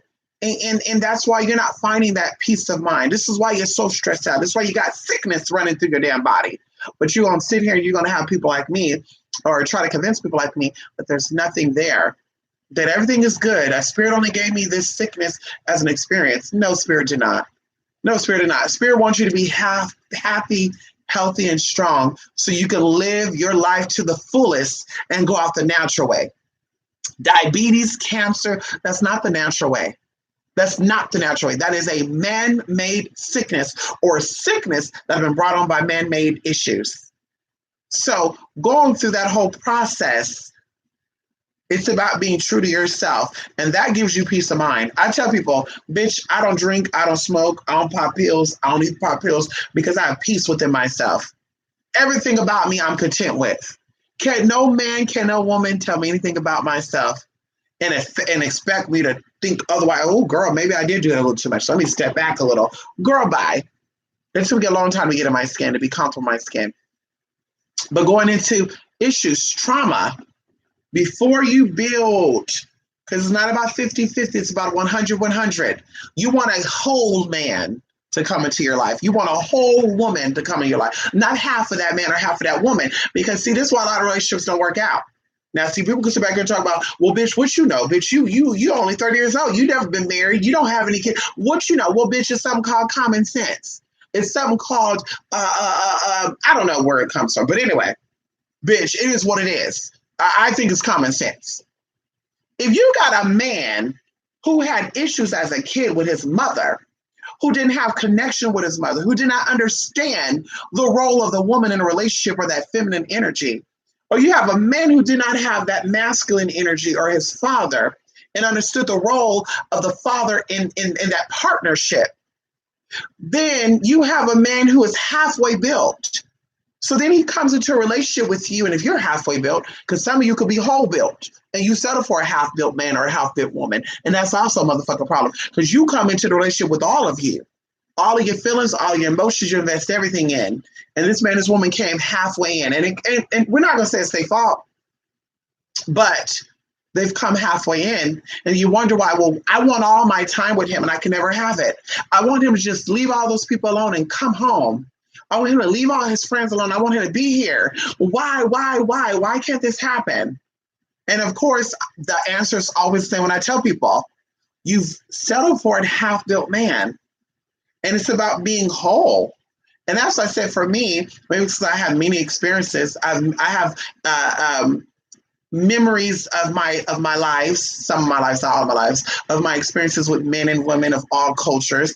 For me, I don't really care about race. I don't really care about gender. If I fall in love with a woman, I fall in love with a woman. If I fall in love with a man, I fall in love with a man. At the end of the day, it's about love. It's about understanding. It's about people being on the same frequency as you. And going into that, a lot of you, you're so caught up in this, he has to be black, he has to be white, he has to be this, he has to be that, he got to be tall, he got to be dark, he got to be handsome, he got to have a tattoos. And it's just like, well, what happened if that tattooed man represents the young, hurt girl in you? And that's who's going to draw that tattooed man into your life. And then you realize why you're not happy with him. What happened if that hurt girl in you who didn't have her daddy, her black daddy, is why you're only into black men? You won't date a Persian man or Arabic man, even though these men, potentially in your situation, could offer you the world, treat you like a damn queen, give you all of what you desire. And then you're like, well, God just doesn't have favor with me. He doesn't bless me with that. He's not blessing with the man I want to give me that. At the end of the day, bitch, it's not about the physical. It's about the spiritual. It's about what is in the inside. And that's why I always tell people it's not always about the physical. And this is why in this day and age you have deception. Deception is so real because we look on the outside. People have been fooled by transgenders because you look only on the outside. People have been fooled by con artists because you look only on the outside. People get fooled by these spiritualists, these people that act like they life together because you're only looking on the outside. But you pay attention, or you ask for the spirit of discernment, and you see the spirit behind that flesh, and you say, something right here. I'm seeing something that's completely off from the flesh. Something right here. And that's when you, that's what it is. Okay. But even then, going on the other side of that, when you meet someone who may be transgender, who may be whatever the case, when you sit there and you feel them, then you say, this is what that is. Regardless of what is going on the outside, this is what that is. This is what I'm connected to. Spirit recognize spirit. And that's very important. So going into the half relationships and why things are not working out, and magically you could burn 1,000,000 candles on this man and hope and pray that he's coming back. But in fact, you're actually feeding the hurt side of you. So the hurt side of you is being fed because you understand this man is not good for you. You understand this man is doing nothing but hurting you. And you're feeding the girl who is hurt. That's why she's needing this hurt from this man. Hello? Because energy attracts energy. Okay? Okay? So you're feeding that, and you wonder why your life is just spinning out of control. Well, I noticed when I started doing love work, this started happening, that started happening. That shit started falling apart. Yeah, because you're not coming from you, the source, what you're really wanting. You're coming from what the world wants for you. I have to be married before I'm 21 because my family, everybody got married by the time they're 21. I have to marry an Indian man or else my family is going to disown me. We need to do some love work. And that's also kind of weird to me as well, because I think that if I had a family member who was, culturally Indian or whatever, or culturally they only wanted me to date someone of my culture, and I believe in spells to make my love last, or I believe in spells to bring this lover into my life, I would also know and believe that there are spells and stuff to sweeten up and to soften the hearts of your family to where they will see that you're happy with this man who's white or black or Hispanic and not Indian, and they will accept it still. But because you're conflicting with yourself, once again, there's no lukewarm, you're either hot or you're cold. A lot of you guys are settling for lukewarmness, even in friendship. And this is why I become so assertive, and this is why I become so like, I won't tolerate it. And people will say, bitch, you think you're all that. You think you're too good to be my friend. You think you're too, like, no, I'm not going to settle for less. If I spend my free time building myself up and I spend my free time exploring who I am, my ideas, my fears, my sadness, what makes me tick, because I know what pisses me off. And when I date someone or I'm friends with someone, I'm going to tell you, listen, honey, you're learning me because you don't know me. You don't know me, honey. You really don't know me. So you're learning me. So I'm going to tell you this. You saying that offended me. And if you all of a sudden get blown up and show, oh, you sensitive now, huh? Then I know we're not meant to be friends because I'm trying to tell you how I feel and why you make me feel that way. And you being someone who's really trying to get to know me or someone who's secured in herself or himself, then you won't understand and say, oh, I understand that. Let me keep it moving. But people don't realize, people don't go with that. That's not people's state of mind. Like I said, people are so into half-stepping shit. We're in the world of half-assness, and that's what I believe in, half-assness. You got half-ass friends, you got half-ass relationships, you got half-ass business partners, and then when a real bitch step forward and say, bitch, I won't settle for a half-ass friend, then you get offended, I'm upset, oh, she thinks she better, she won't deal with somebody like me because I'm not a spiritual person, she won't deal with somebody like me because I don't do what she do, I don't work like she works, and it's like, it's not even about that shit, girl. Everybody got their own path. It's about you being true to yourself. And if I see that you're trying to be something that you're not, bitch, I can't do it. Like, you got to know who you are. You got to explore who you are. You're not ready for a relationship if you can't handle a friendship. Because at the end of the day, friends keep it 100, just like relationships. I would hope you would want a man who's going to tell you, baby, your poo-poo stink. You need to go shower. I would hope that you'd want a woman to say, baby, ooh, what is that? I would hope you'd want that. I would hope you'd want a woman to say, ooh, babe, ooh, yeah, not trying to be funny, but you looked a little feminine when you did that. That's why they think you're a little gay, babe. I would hope that. And people, oh, that's so harsh. Oh, she's so negative. Oh, he's always so negative about me. Like, no, bitch, she's keeping it for real. And also, when people tell you about how they feel about you, they're really giving you aspects of them. So you would know, well, obviously he's pointing this out because he doesn't like this aspect of me. And of course, there's going to be something that he or she have to compromise with. But if it's a lot of shit, bitch, there's some shit you need to work on. And while my friends didn't say that, my mom didn't say I'm two-faced. My mom never said that I was a liar. Well, your mom don't know you the way he know you. He's had sex with you unless you had sex with your mom. I mean, who knows? Some of y'all are into that shit.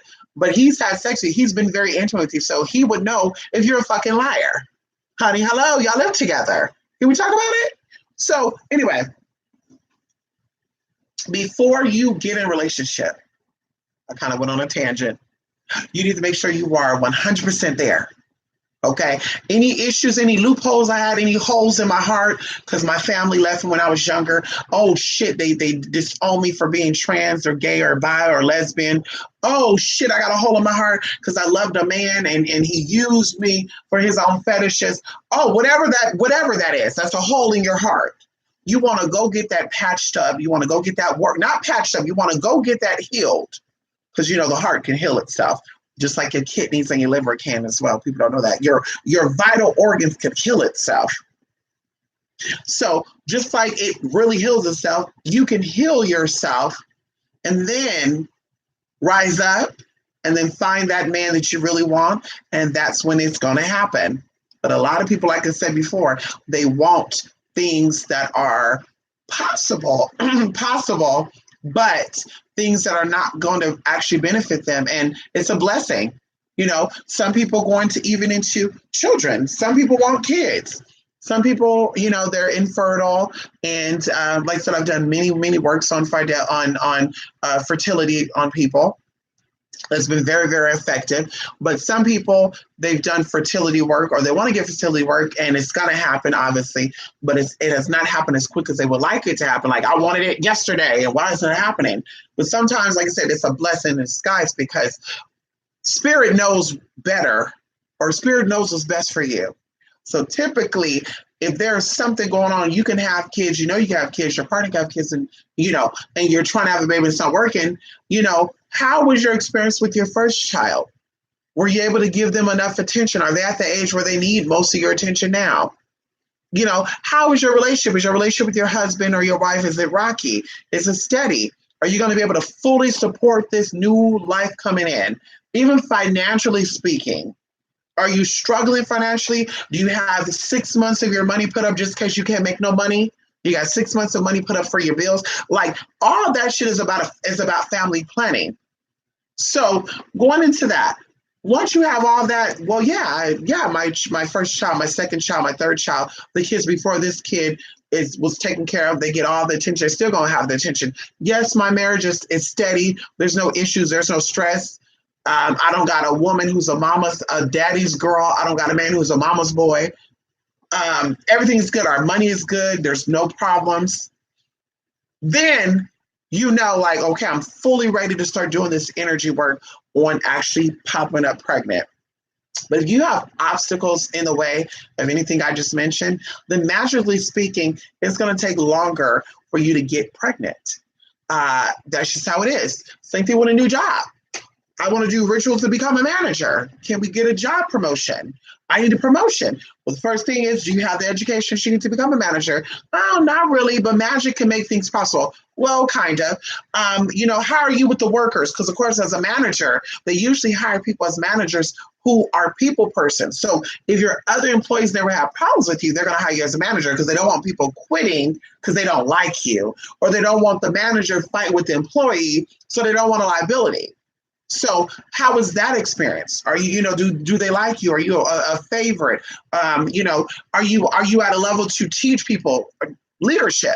Because a manager, you're a leader as a manager. Hello? This is why when you disobey your manager, they call it subordinates, right? Subordinates. Yeah. You've been out of order. You're beneath them and you're out of order. Hello? Okay. So all that play into that. Magically, it's not just about lighting a candle, saying a prayer, oh, my spirit's going to give it to me.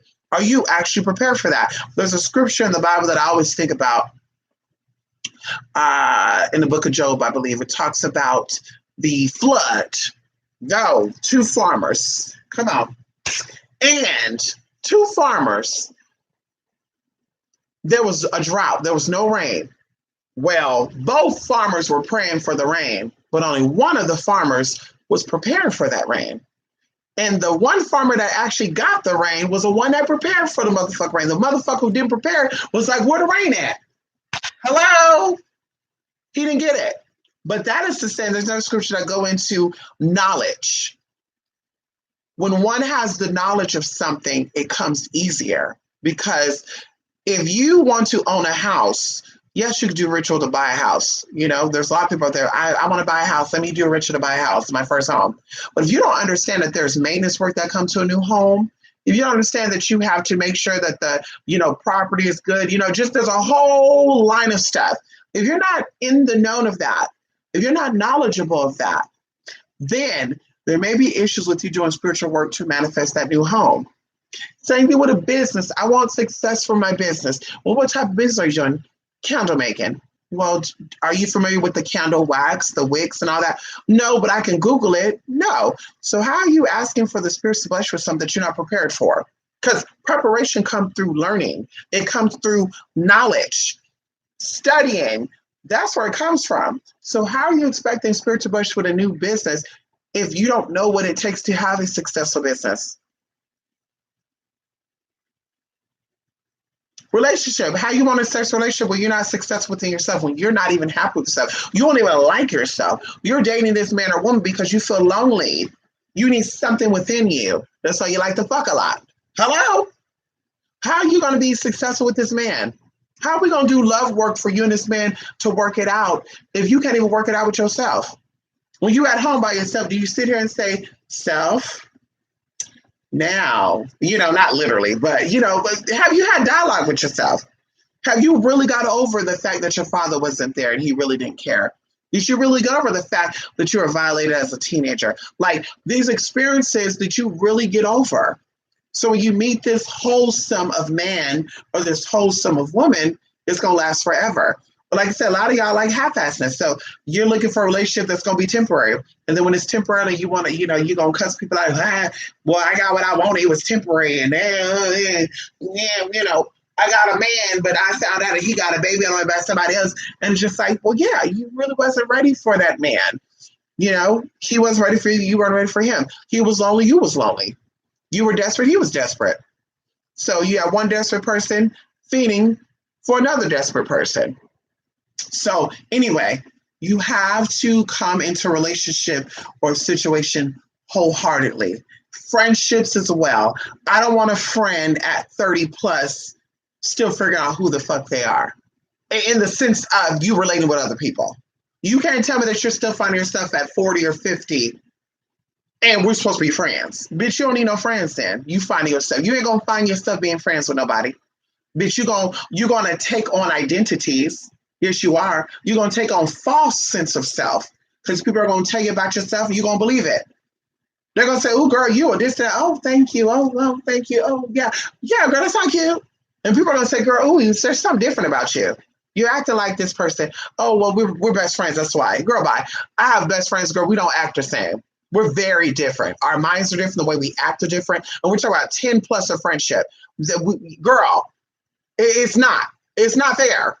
We're very different. We're different zodiacs. We're different decades. Like, girl, we're not identical, but we're still on the same frequency because we understand that we don't have to be alike to like each other. I don't gotta like the color purple because you like the color purple, bitch. I don't gotta, be interested in pussy because you like it. Girl, but I don't gotta like that shit. I don't gotta like to go to the beach because you like to go to the damn beach, bitch. We're two different people. Our friendship is much more than physical places because when you pass on, or I pass on, bitch, our friendship is still going to be there. If it came down to us both being in a motherfucking coma, bitch, we're still going to be motherfucking friends.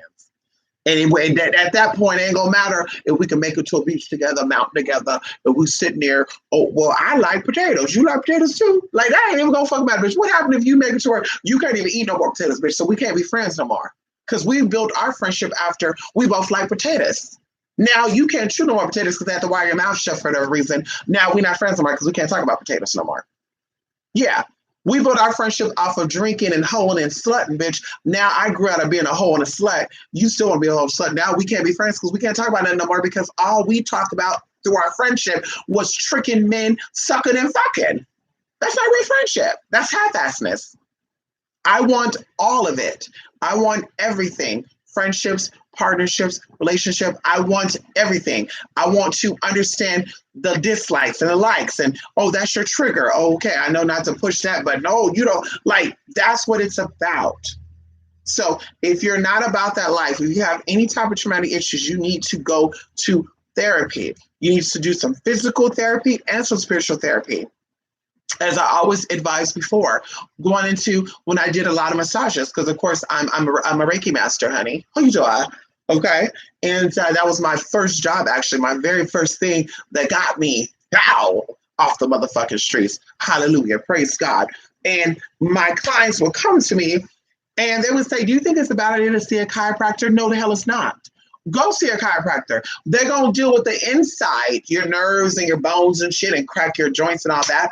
And me being a Reiki master, your Reiki healer, I'm going to align your energy. And that worked great. I told you I had a client who had a fucked up sciatica nerve. They wanted to cut him open and do some surgery on that. And I told him, hell no. When they start cutting open your abdomen and your back and shit, girl, that's a slow death. That's a slow dying process. You do not want that to be that. You don't.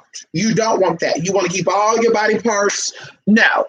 So, of course, he's seen a chiropractor. He was coming to me for Reiki work, and it was a very loving, comfortable, safe environment.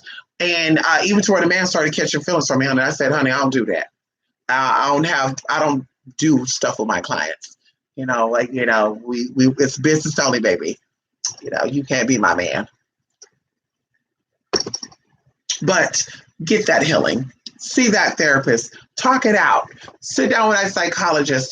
Psychologists break down and dissect your brain and know exactly why you are the way you are. When you first walk in, the psychologist is making note of you. Woo, she's very proper. Woo, she ghetto. Woo, she snapped her hand. Oh, God, she got a lot of attitude. They write that shit down. And then they also give you a little thing. I've noticed your growth. You don't snap your fingers no more. You don't get loud and bangy. You're not bangy no more because you got the healing you needed. Energetically speaking, a psychologist could break down the mind, but she can't deal with the energy aspect. Now, you have some psychologists that are very in tune with the energy as well. They're very spiritual. They're into Reiki and they're into energies and all this stuff. So they can also align your energy without you even knowing.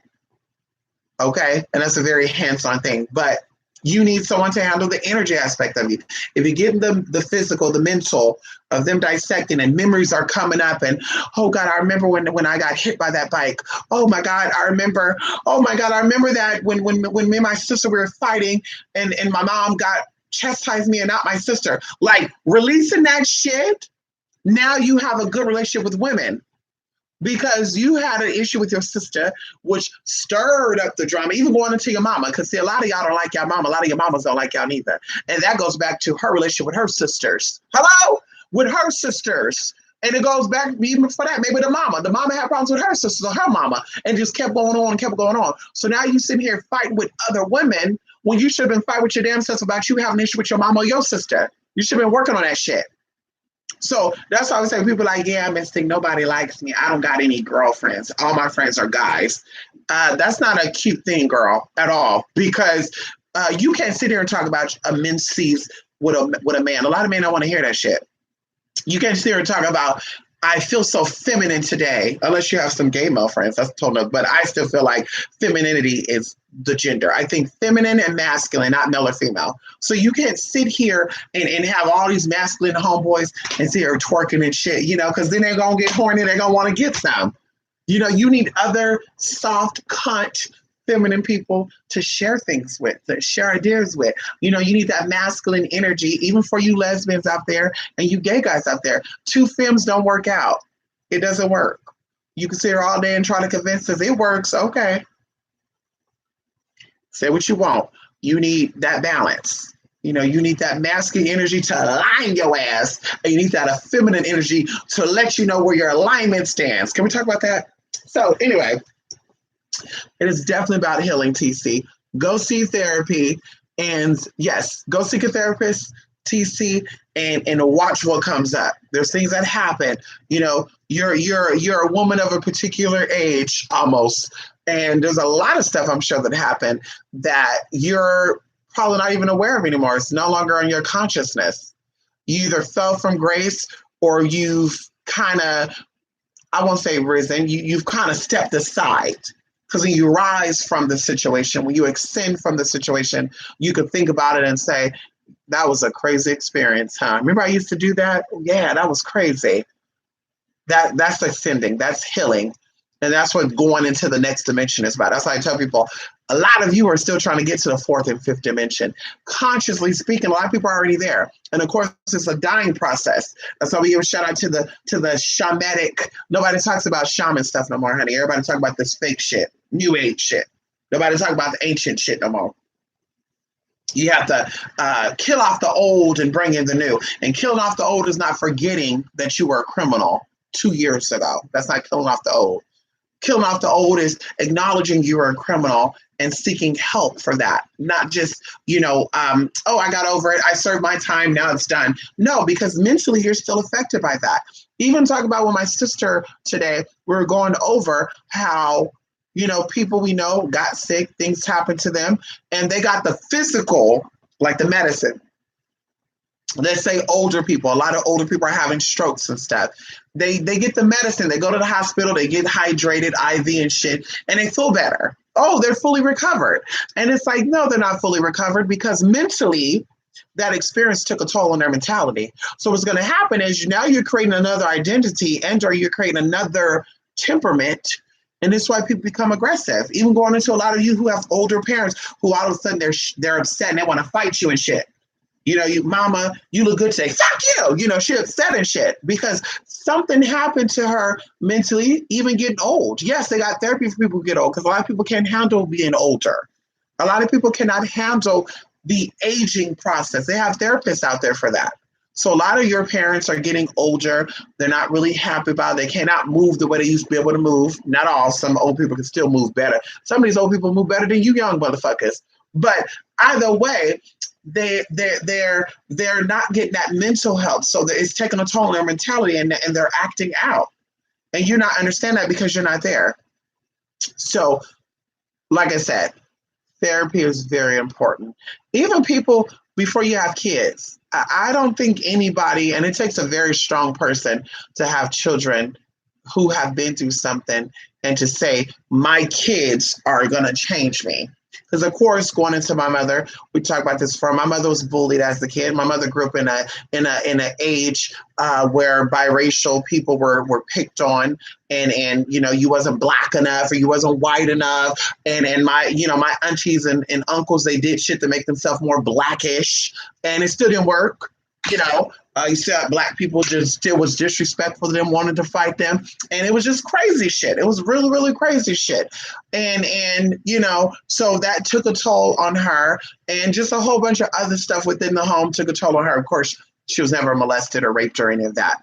But of course, bullying, her and my auntie were the youngest or one of the youngest. No, they were the youngest. So, that old bullying shit and baby and all that shit and trying to be like your older siblings. So it took a toll. And she had a real bad issue in middle school and high school. Like my mother almost didn't graduate from high school because everything was taking a toll on her during that time. But she got pregnant with my oldest sibling. And when she got pregnant with my oldest sibling, the divine being stepped in. Oh, come on. The divine mother, Isis, stepped on in.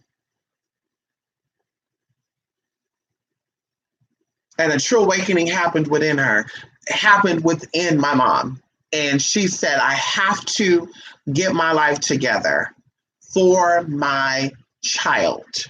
And that's when she started the process. So my oldest sibling was like the crash dummy, I guess you could say, or this new revived, changed person. And then each of us experienced a different side. And even growing up, we all experienced a different side of my mom. Like we all had our own individual time with my mom. To a degree, of course. But, even going into me, my issue was loneliness. And it wasn't even my mom's fault. I'm a transgender person in a society where it's really unheard of to be transgender. Even nowadays, people say there's a lot of trannies out there. I don't think there is. I think the phenomenon of being anatomically male, which your insides are different, I think that's a rare phenomenon. I don't care how this society is trying to spin it, and now it's something different.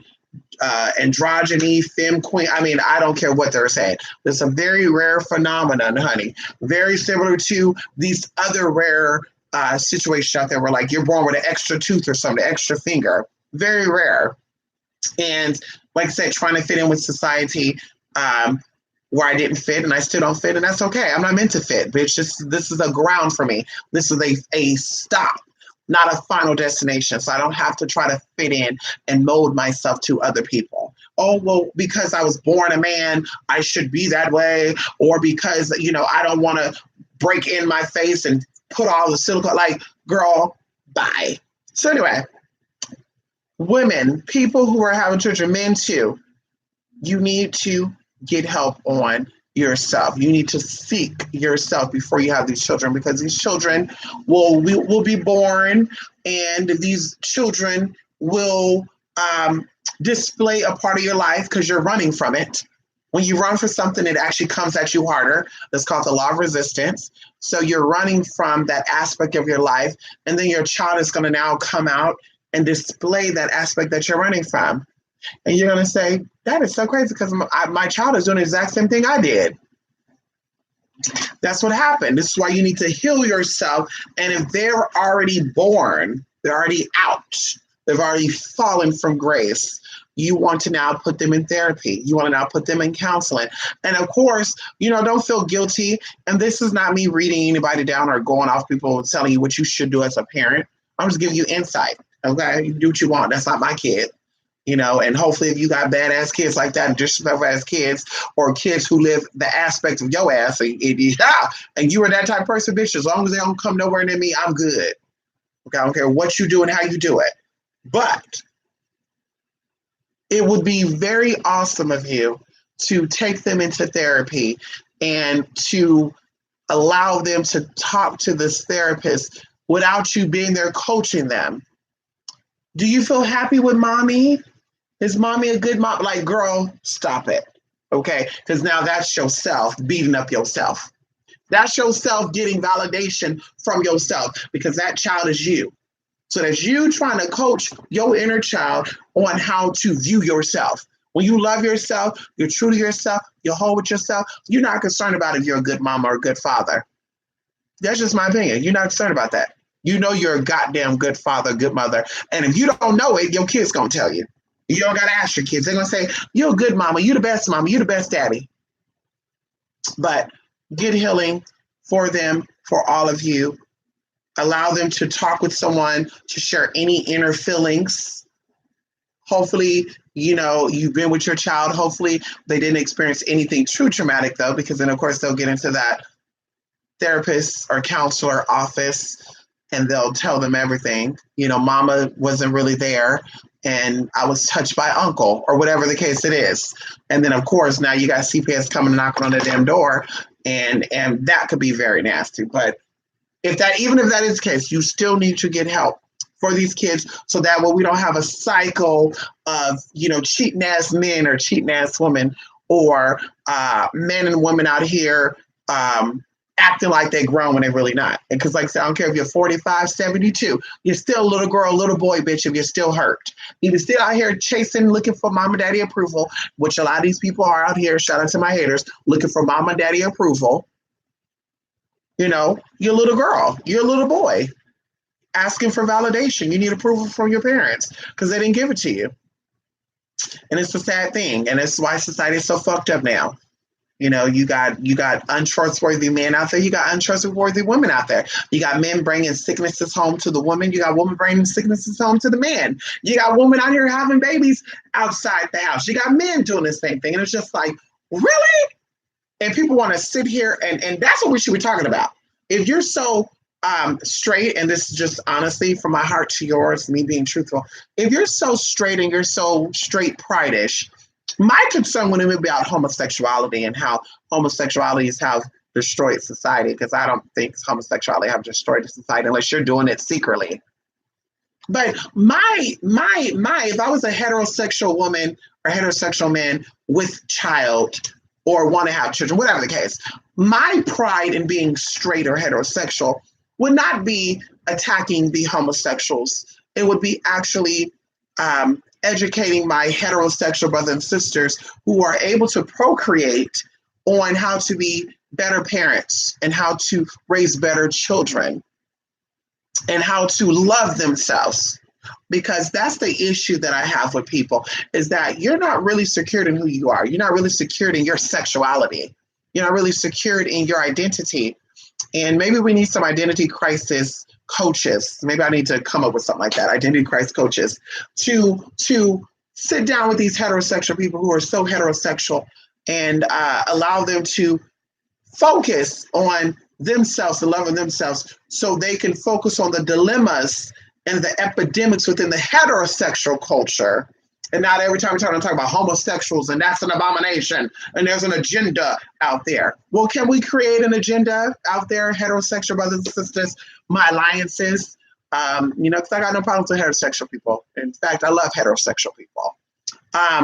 Can we create an agenda here? Can the agenda be to focus on building up the home? Making sure the man could be a man, because just because you got a penis on me, you're a man. Okay, there's a lot of women out there that are more men than you are. Hello.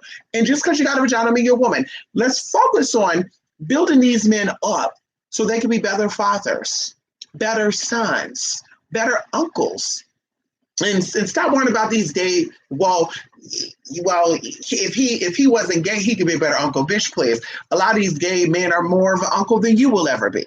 Okay. And for the women, maybe we can build these women up to where they don't think that they have to drop it low and spread it wide and think that having a baby by a man is going to change the situation. Let's focus on that and not really on who's a man and who's not and who's gay and who's straight. Like, I would love to see that. That would just make me say, we are changing. That would just make me say this world is heading towards a better place, and I will pray for God not to hit the earth with Planet X. But at this point right here, bitch, I'm praying and hoping. I'm looking into the sky hoping Nibiru is somewhere around, because we don't have that. We got a lot of people out here, like I said, there's focus on the other shit. I'm heterosexual. I'm a bum-ass nigga. I got 20 kids. And that's how I would say, too. You look at all these conscious people that talk about gays and stuff, and you wonder to yourself, if you're so heterosexual, why don't you have one wife and have children with that one wife? Why you have multiple baby mamas that you're not married to none of them? Why are you so concerned about dick anyway, and who got a dick and who's using a dick? Should you be concerned about pussy? Because I know that would be my concern. And, if I was into that would be my concern. Pussy, pussy, pussy, pussy, pussy. When can I get it? How? That's how I be thinking about and talking about. I will be out here talking about gays and, we can't do the homosexuals and that's an abomination, because I don't think your comprehension is there yet. And that's what it comes down to, comprehension, being very comprehensive. I don't think that is there yet. I don't think that we are at a state of consciousness as a civilization to discuss people's sexualities, because I think there's a lot of shit that needs to be worked on in whatever you call normal, the normal sexualities. I think there's a lot of things that need to be worked on. A lot of y'all out here chasing little girls and little boys, but you don't want us to talk about that. You want to talk about the gays and what they're doing. 2 grown men, 2 grown women. You having all these children, they're in a foster system, and now they need people to adopt them. And the gays are doing that. And you want to sit here and read down the gays, honey, Miss Thing, but y'all don't want to have them. Ain't no man that like dick out here uh playing with poom poom and getting people pregnant, having these damn kids are in this orphanage and foster systems is y'all. So let's talk about that. Let's talk about that. Anyway, so I'm done. Listen, I prepared myself. Now I gotta write down some names in tea. I gotta get into my tea. I gotta clean my tea. Who's and I hope y'all have a good Sunday. I hope y'all have a good Sunday, honey. I'm gonna have a very good Sunday. Yeah, I'm gonna have a very good Sunday, honey. And count down for my birthday. Also, I'm going to do some birthday bash gifts. It's my birthday. Just because it's my birthday, don't mean I should be getting all the gifts. I think y'all need some gifts too. So we're gonna be giving out some stuff. I'm thinking I want to do $20 3-card spread. I'm thinking I want to do a live call-in on my actual birthday. I'm thinking I want to do 50% off possibly casework, if not 50% one set price for the summer solstice. We're doing something as well. Maybe that'll be the entry point into doing what I just mentioned. And yeah, y'all hear my fan in the background? It's like the little thing needs to be tightened. Can y'all hear that? Y'all probably asleep anyway, honey. Y'all asleep. Fuck y'all. Anyway, yes. Let me go and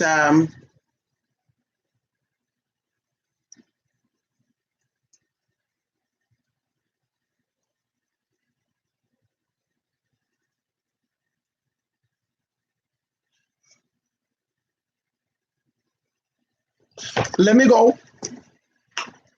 I'm glad that those of you who stopped by was able to stop by. I appreciate all of you. Shout out to all my people, my subscribers, and all you people that wish me birthday. I have birthday. Thank you. My birthday is on Monday, so I will be here on Monday and having some tiki and DD with all y'all. Yes, it's also the full moon, I believe, on Monday. So we will be going to the park. We'll be feeding the ducks. We'll be, having fun with Oshun's tea. Invoking some tea and some TNT. Mm-hmm. And yeah.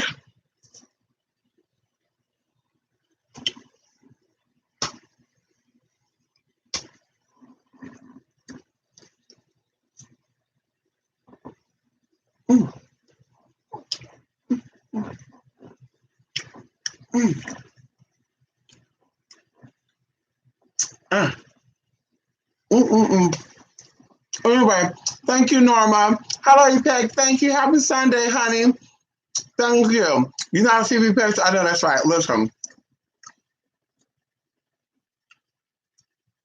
nothing is better than the love that you feel and have for yourself. I'm telling you. And your partner is going to enhance that.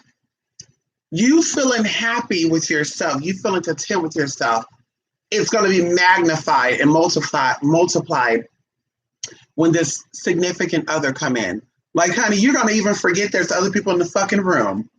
Like, I've been in love, okay? And of course, it was that love at that time. If I look back on those relationships, maybe one of those relationships I was really in love, and I'm like, ooh, yeah, that was some real shit forming there. There was some chaos going on. But the other ones, I think I was in love in that state of mind. I think those people were good for me during that chapter. But when I was dating the one that I'm speaking about, I forgot where the fuck I was. I would forget about what's going on. I forget about who was around, who was looking, and the same thing with this person. They didn't give a fuck. Like I said, we were just always around each other. I love the way he smelled. You love the way I smell. Oh, me, girl, there was some crazy shit going on. But that's what it's about. Same thing with friendships, too. Like you will be happy to be friends with someone because they support you like you support yourself. Not, oh, they support me more than I support myself. No. Every time you deal with your friend, you should feel happy. Like, oh my God, I'm talking to my friend right now. Oh my God. Not no, oh shit, what's she gonna talk about today? Oh my God, hello. Like, girl, relationships, same thing. Like I said, it will enhance what's already there. And that's a positive and negative. If there's negativity there, your relationship is going to be enhanced with that. If you're a negative person coming into a relationship, when you actually get in a relationship with that person, they're going to magnify that negative aspect of yourself. So that's why I'm about healing. I'm about finding yourself, and that's going to help you find other people. People don't really want to do the work. They want to rush it. And I learned that, talking about it spiritually, doing spiritual work for people. My friend would always say, don't you hate when people are impatient? Don't you hate when people? And I tell her, I know what it is. Is everybody want everything to happen instantly. And these people make you think that that's how it's going to happen. And it's not. So this is why you sit here and said, oh my God, I burnt those candles and nothing happened for me. Yeah. Because you're coming at it from a sick state of mind. You're coming at it from a weak state of mind. You're coming at it from a point that's far back there. Like you're literally hoping and wishing that you got a man tomorrow. And if a man came and knocked on your door today and you said, baby, you got a GED. I'm just saying, this is just, some people prefer that. You got a GED, baby. You got your own house. You got your own car. You're going to be like, no, no, no. Okay, bye, baby. We got to go. You're gonna feel some type of way. You're gonna be like, God. But this is why I say you should have all your T's motherfucking crossed and all your I's dotted. I want a man of a particular status. I want a man of a particular situation. So I'm gonna make sure that when I get with this man, I could be an asset to what he has. And also what I'm expecting him, I also have for myself. And that's just about. A lot of you want a man who got money, who's healthy and all the good stuff, but you couldn't even manage money. Bitch, you got money, couldn't manage it. Bitch, you got fucked up credit score. Bitch, you had a $5,000 credit card and max that shit out. Now you got to talk about, I wish I had a man with money. Why? So you could max his shit out and fuck his shit up too? And then he'd come back and get your ass together, mollywop your ass up and down the damn hallway. Like, I'm just saying. So it's like, if you want a man with money, learn how to manage money first, because that's typically what happens. A man will give you money to pay the bills. So y'all both gonna be sleeping in cars then, girl, because you can't manage your own money. Now you want a man with money, and you're gonna be managing his money. You're gonna lead y'all back into the credit score that you have. I mean, that's just how I feel. When y'all get married, the men's family don't pay for the wedding. The woman's family do. Hello?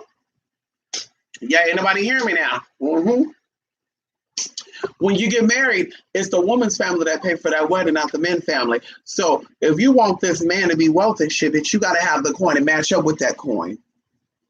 And if you don't have it, bitch, you better have the mind to have it. How about that? That's why we say, bitch, you're trying to be wealthy with a fucking welfare mentality. It ain't gonna work. So ain't no tea, ain't no shade. You want to be content with yourself. You want to love yourself. You want to have everything you need. So whether or not that man come in, he can't make or break you. With or without him, bitch, you good. You can't what? You what? You said you'll date me if I lose a little bit of weight? Goodbye, honey. Some of y'all bitch, a man tell you, lose weight, I'll date you. Okay, I'll slim down for you, baby. What do you need me to eat? Yeah, girl, you love that man. Do anything in your power to keep that man. Girl, bye. I'm not losing weight for that motherfucker, bitch. I love eating my shrimp and motherfucking steak every night. I love going out, bitch, and slamming down, bitch, a motherfucking Benoit. I love, bitch, pounding down those pastries from that French bakery over there, bitch. Let me do what I do. He don't want a bitch, let him go find a bitch that's about the life. You'll find a bitch who can't afford, she can't eat out. Yeah, girl, she'll keep her weight down. She don't eat out anyway. She can't afford it. Girl, bye. She eat top ramen noodle, bitch, and fucking bag of chips. Girl, go ahead. That's what you want. Bye. Bitch, you girl, bye. If I'm big, I want a man that loves me being big so he can help me become bigger. Don't let me stop. Come on, Norma. That's what you said. I was eating a Kit Kat. Honey. I eat chocolate before I go to bed. It's a very exotic thing. We eat chocolate before bed, darling. Chocolate before bed. Mm, it excites the senses, darling. Mm. I actually had a little bit of a slip up today. I woke up and then I did laundry and I went back to sleep. And when I went back to sleep, I actually had a little fantasy dream of mine. The fantasy dream was there was a man with olive skin tone with green eyes that had like a little bit of blue on the inside. It was like a whirlwind of eye color. He had some tattoos and he was red hair, but he did not look European. He was like an odd race or something, mixed or something. And he was speaking French. He was speaking Arabic. He was speaking Spanish. He was speaking Cantonese. I mean, he was speaking just all this. And I don't know what the fuck he was saying, some of the shit, but I'm just like, ooh, when he was talking, I mean, I was just tingling. And what made me woke up,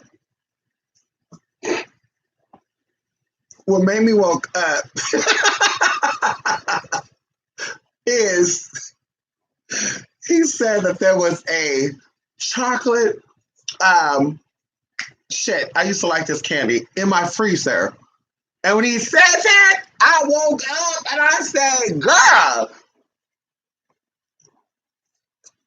I had to be dreaming. Hey, bitch, ain't that shit ain't in my freezer. But that's what woke me up. It was chocolate, honey.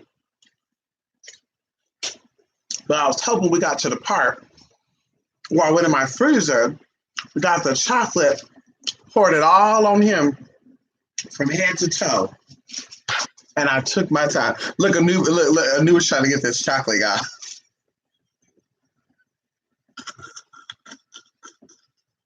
He's trying to get this chocolate guy. Oh, poor baby. Y'all. Did I tell y'all? Oh my God. Did I tell y'all? I'm going to go after this. Anubis ate himself into a sugar coma, y'all. For real, for real. I'm be honest with y'all right now. One time I was doing a YouTube video. This is a little secret. I'm going to tell you this. I'm going to go. We did a video. Anubis ate a half a bag of my Hershey chocolate kisses. And in my mind, I said, if he drink water, he gonna shit it all out and it'll be good. Well, that didn't happen. So he laid down while I did the video and he was sleeping. Now, I kept looking down at him and I noticed that he was like breathing, but it was kind of like real deep, slow breathing, y'all. So I'm like, okay, whatever. I'm doing the video. And then I started, I don't know why. I just had the instance to like tap him. I'm tapping him, y'all. He's not getting up. He's not shaking. He's not blinking or anything. I'm rubbing on his legs. He's not moving. And I'm like, oh my God, my fucking dog is dead. Like, I'm still doing this video, y'all. I was playing off so good. Oh, I'm there rubbing him. He's not moving at all. And in my mind, I said to myself, okay, I learned this somewhere, don't know where. But if he's going out, if I keep rubbing him and I keep stimulating him, it's going to keep his consciousness here, right? So I'm just, the whole time, just rubbing him, rubbing him. Before you know it, I'm seeing like his leg, like he's moving his little, what was it? The right leg right here. He start moving it. Like he's fighting that bitch. And I'm like, okay, he's getting up. So I'm keep doing it. And then literally he gets up. But when he got up, y'all, he was just looking like, bitch, he was fucked up, y'all. I'm not going to say he died, but I'm going to say he had so much sugar inside his fucking body that he had his ass laid out like that. And I said, fuck that, y'all. I said, fuck that shit. But I really thought he died. Y'all, I was like, I was panicking, but I was panicking, and then I got like, oh, girl, I played it off. One of you knew about it, though, because I told y'all what happened. You were like, girl, you were looking kind of disturbed on that video. I was, bitch. He had a whole fucking half a bag of Hershey chocolate kisses, the family size. So that was a lot of chocolate, bitch. And he was, like I said, he wasn't moving at all, bitch. He was just there like, but it was like shallow tea, like shallow, like I'm not shallow, like very deep and slow, like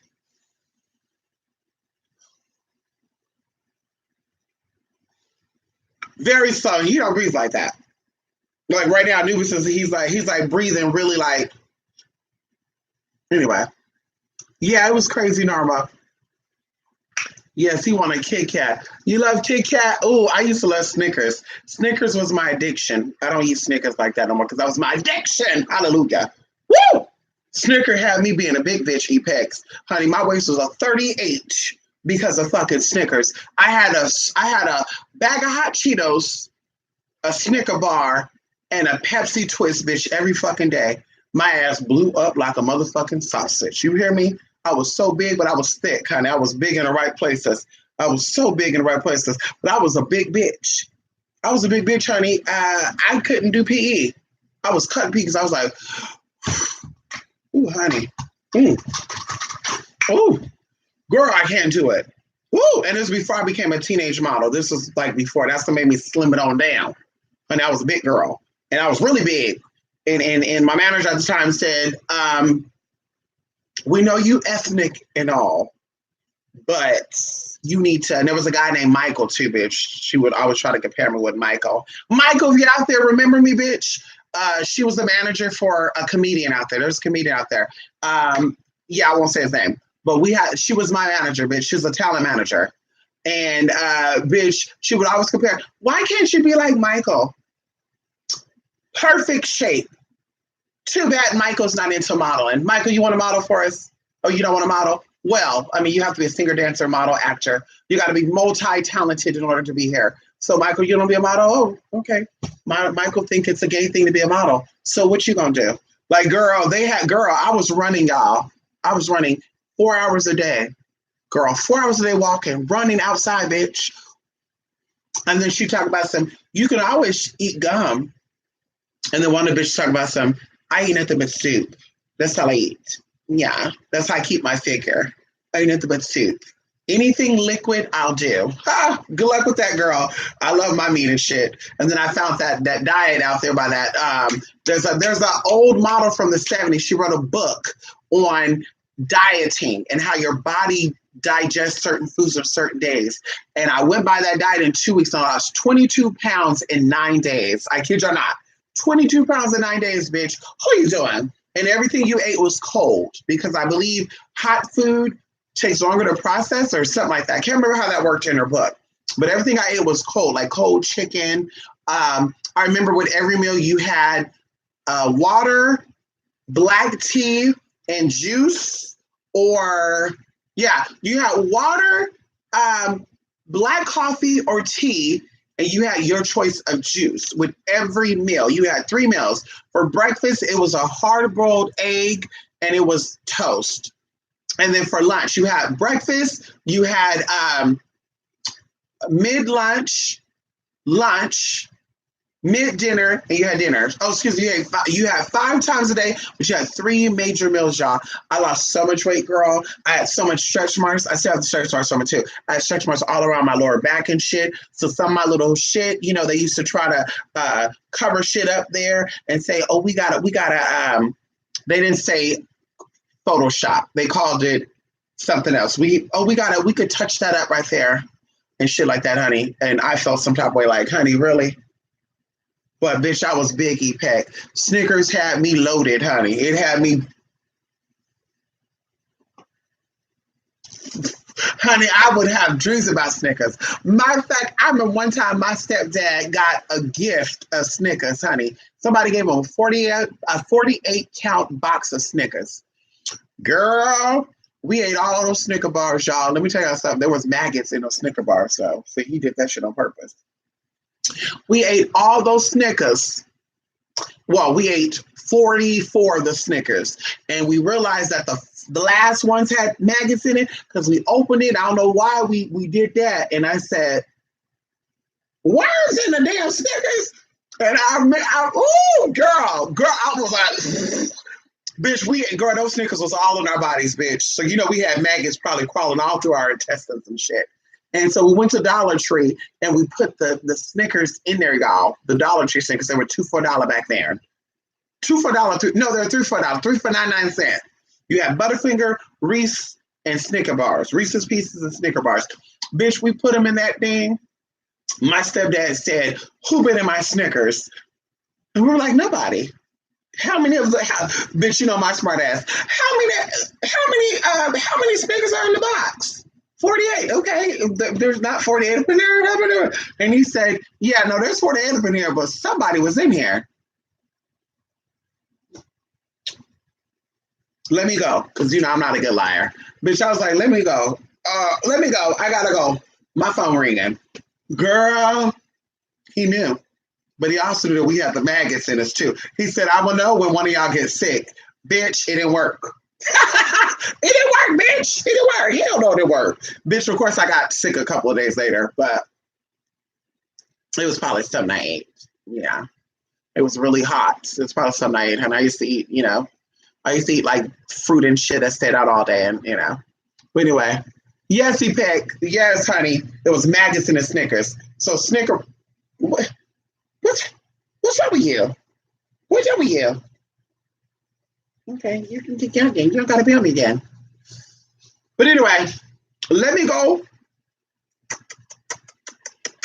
Love and light, everybody. Honey, I'm so glad y'all stopped by. I was a big bitch, EPEC, but I'm no longer big like that. I maintain my weight. I maintain my size. And I still eat what I want because it's all about moderation. Hallelujah. And of course, my diet is about 80% vegan. I have an 80% vegan diet. I want to go up to 95. It's a little hard though, but I want to get there. Oh, my nose is itching. This right nose right here, honey. I might have a nose hair. Can I zoom in for y'all? I might have a nose hair that's coming in right there. Thank you, EPEG. Thank you. Love and light, honey. You do too, EPEG. I remember what you look like, EPEG. I still remember. Yes, I do, honey. You're about to catch that red eye. Remember that? You said, "I got a plane to catch tomorrow." I'm about 11 hours ahead of you. Remember that? It was so hard for us to figure that out. I'm about 11 hours ahead of you. And it was like, oh my God. I think we had a Skype. Yeah, I think we had a Skype. Yes, I need to get back into that, huh? Doing Skype consultations. And then remember I told you I know a guy from Georgia. Sexy, honey. Real big man. Ooh, Georgia. Georgia, the country Georgia, y'all. There's a country called Georgia.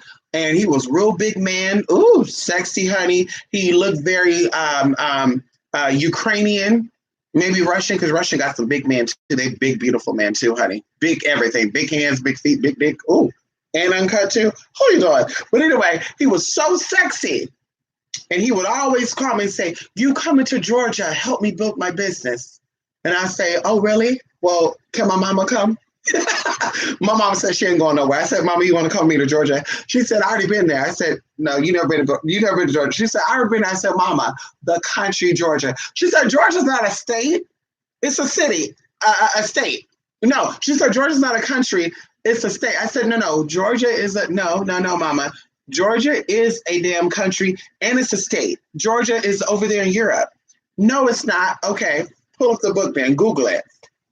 I don't think. No, Google was that back then. I was like, Google it. Girl, I don't gotta lie. Georgia, the country. They had a club out there, and he owned a club, and he was like, "You got to come out here and party with us, baby." And I said, "What about me being transgender?" And he said, "We don't care about that. We love who we love." So of course I made him prove it. EPEC. We got on. Was it Yahoo Messenger? It was before I got on Skype. It was either Yahoo Messenger or Skype, and I said, "Show your friends that you're on camera with me." And he said, "Oh, right, you wanted to play that? Okay." So he got out the shower and he started talking to his friends. I don't know what language they speak. And then the friends came over and they're all looking and they're like, "Oh, who is she?" And they said, "That's my tranny lover. She wanted me to show you her. That's my tranny lover. What do you think about her?" And they were like, I know they thought he was joking. I said, "That don't mean nothing, honey. Tell him that you want to meet up with me and you want to do things to me." And then he told him, and that's when I said, I'm a femdom. I'm going to turn all these niggas out. See, I still need to go on my tour to turn out these Republicans. I need to go over there to Georgia. I need to go over there to Florida. I need to go over there to Alabama and turn all you motherfucking Republican men out, honey. Yes, I'm telling y'all out, honey. But he fueled that desire. honey. He told them all he wanted to get nasty with me. Him and one of his friends kind of got into it because they were like, "You don't do that. She do that to you. You don't do that to her." And he's like, "Well, she do what she want. I do what I want. You know, basically, who gonna check me?" He was a big man though, honey. He was real, like 6'4". Yes, honey, beautiful, beautiful eyes too. He got a big, prominent brow bone. I love men with ancient features, strong features. Big faces. Almost that Neanderthal look. I love a Neanderthal looking man. Give me a Neanderthal looking man any day of the week, bitch. Even those strong brow bones. Ha ha hoo. Have an accent. Slavic. You come here, honey. I got something for you. I got something big and wide that you would like. Let me stop. Come on, Farron. I know I should have come over. I know. He was very tempting, but he wanted a wife. And at that point, I was not really trying to be a wife. He wanted me to help him with the business, but you know exactly what he wanted. He wanted me to be at home all day. He wanted to come home to a nice bath. He wanted to come home to a nice meal. He wanted to come home and get it in anytime he wanted to. He wanted me to be his little sex bunny, but he was more of the submissive. He was like, I be the dominant one outside. You be the submissive one outside. But behind closed doors, you take control. Ha! Bitch, please. Let me see if I can find another Georgian man. I know Scotland been waiting for me too over there. Scotland, honey. Denmark. Mm-hmm. Yes. Yes, the Scotland men too. They're into that stuff too, honey. Scotland men are a little more on the fluff type of side, though. They're not as strong for me. Like, I need that. Yeah. I'll take a Russian though. I'll take a Russian. I'll take a Russian for 500, Alex. Yes, I will. Yes, son, I did. I actually dated a Russian guy named Alex. Woo, he was sexy as hell too. But he was a little nut cuckoo though. He was a little cuckoo. He was dating a woman. That's how he got his visa to come over here to America. And then he was like, I can leave her for you. Or, oh no, he wanted to move me in with both of them. And then he tell her that I'm his long lost cousin. So she asked me, you Russian? You speak Russian? So, of course, I wanted to learn how to speak Russian because I was playing that little role with him, too. Like, yeah, that's my half-cousin. Yeah, we're Russian. We share the same grandmother. My grandmother's Russian. So, yeah. And then she's like, oh, really? That's amazing. Oh, okay. That was his fantasy. Bitch, tell her that we're cousins and we're ancestral cousins, bitch. Because you know, like I know, bitch, she gonna be like, why you too close, so close together? Why you two get so touchy? I'm telling y'all, when y'all meet these men that be with these men too, and they be like, that's my cousin, they want to come over and spend the night, bitch. That's not their cousin. I'm telling y'all, that's gonna be the new thing, y'all. Some of y'all might be in that situation right now where he tell you that his female cousin gotta move in because her auntie or your auntie, which is her mama, kicked her out or something. Girl, that's not his cousin. They fucking call his mama and ask his mama is that his cousin.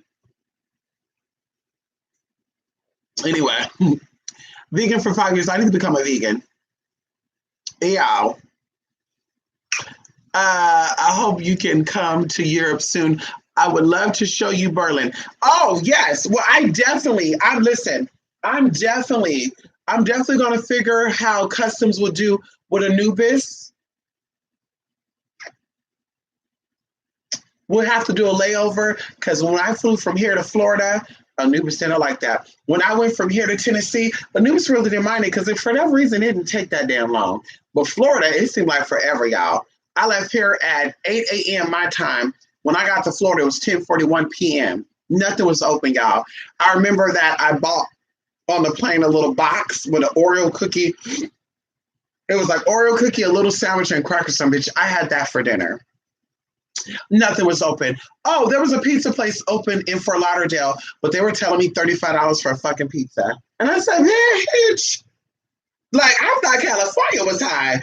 Bitch, we paying $15.99 for a small or a medium and $21 for a large. Bitch, you talking about $35 for a medium pizza?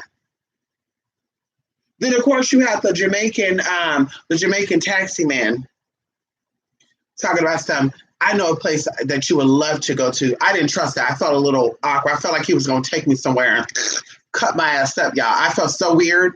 I said, no thanks. And when I got to the hotel, the place I was at, honey, I felt so relieved because the guy was from California and he was from San Diego. And he was so nice to me. If you need anything, please don't hesitate to call. You need anything. Trust me, I know, blah, blah, blah. Girl, but that Jamaican guy felt like he was on to something, bitch. Talk about something. I know a place for you to go that you would love to eat at. Oh, really? What's the name of the place? I should have said, what's the name of the place then, brother? Let me Google. Let me look them up right now. What's the name of the place you know over here? Where is it at? Because we're not going to Miami, bitch. It's 10:41 p.m., nigga. Where's that? Let me see. Oh. Show me on the phone. If he was just something's a little off about him. And the way he said it, I know a place you would love to go eat at. I hope it's not your house. You sound very sadistic and minted and twisted, bitch. No thanks. I know that spirit, honey. Listen, but I will be in Europe. Yes, I will. I gotta go over there to the East Coast and the southern coastal seaboard and see my people over there first. And then I can leave from there and go over there. How about that? Because I know, honey, listen, I may not ever want to leave. I want to trek.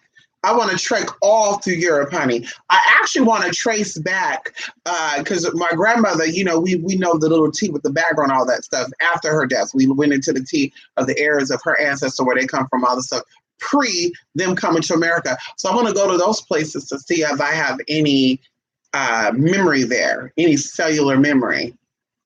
I think that'd be amazing. Go over there, maybe see some long lost cousins. Hey, what's your last name? Oh my God, are you related to the what? Yes, you are. Okay, do you know who blah blah blah blah blank is? Yeah, no, not that one. The other one. Oh my God, you do. You're my cousin. Cousin from what? 20 generations over. Hey, come on, we can still get married. We can be a gypsy for a day, bitch. Let's do it, honey. We're cousins. Hello. We do the Romani way. Cousins, yeah, come on, cousin. We can have kids anyway, cousin. Let's experiment. Come on, cousin. Listen, y'all, let me go. I gotta wash this hair too. Yeah, I gotta wash this wig, y'all. Y'all say this shit ain't stiff. What the fuck is this shit then? This you see the little crimp and shit too. I flat ironed it. And this is the crimp from when I sit in my car, the seat. You see it like folds there and I sit there.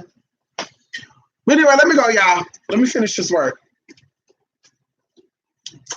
Thank y'all for stopping by. It was a great conversation. And like I say, y'all will see me again for sure on Monday. And of course, some of you will be hearing back from me too on Monday. I'll be sending you some private emails to some tea. And also, what I want to do, because people be sponsoring me, people be sending me little links and donations and gifts, and I get P.O. box stuff from people, and I'm very appreciative of that.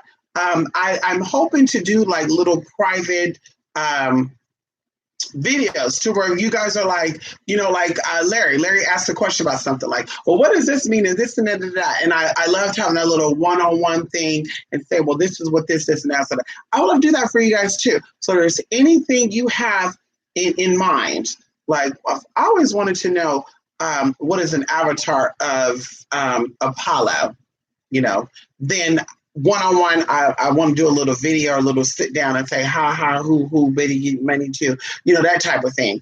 So yeah, that's what I want to do eventually. Maybe we'll start in July, because of course this month or the rest of this month, we kind of I'm thinking about offering a meditation class. I don't know, but I think that'll be very, very beneficial, because meditation is good for your mind and it's good for your heart, I think. So, anywho, 2aspiritmystic8.blogspot.com, 2aspiritmystic@gmail.com. And I may come back tomorrow because, like I said, I'm going to be posting my little birthday bash stuff. Like I said, something with casework, something with readings, and something with the summer solstice event that we're doing. Okay? Anyway, bye, everybody. Love and light. Thank you.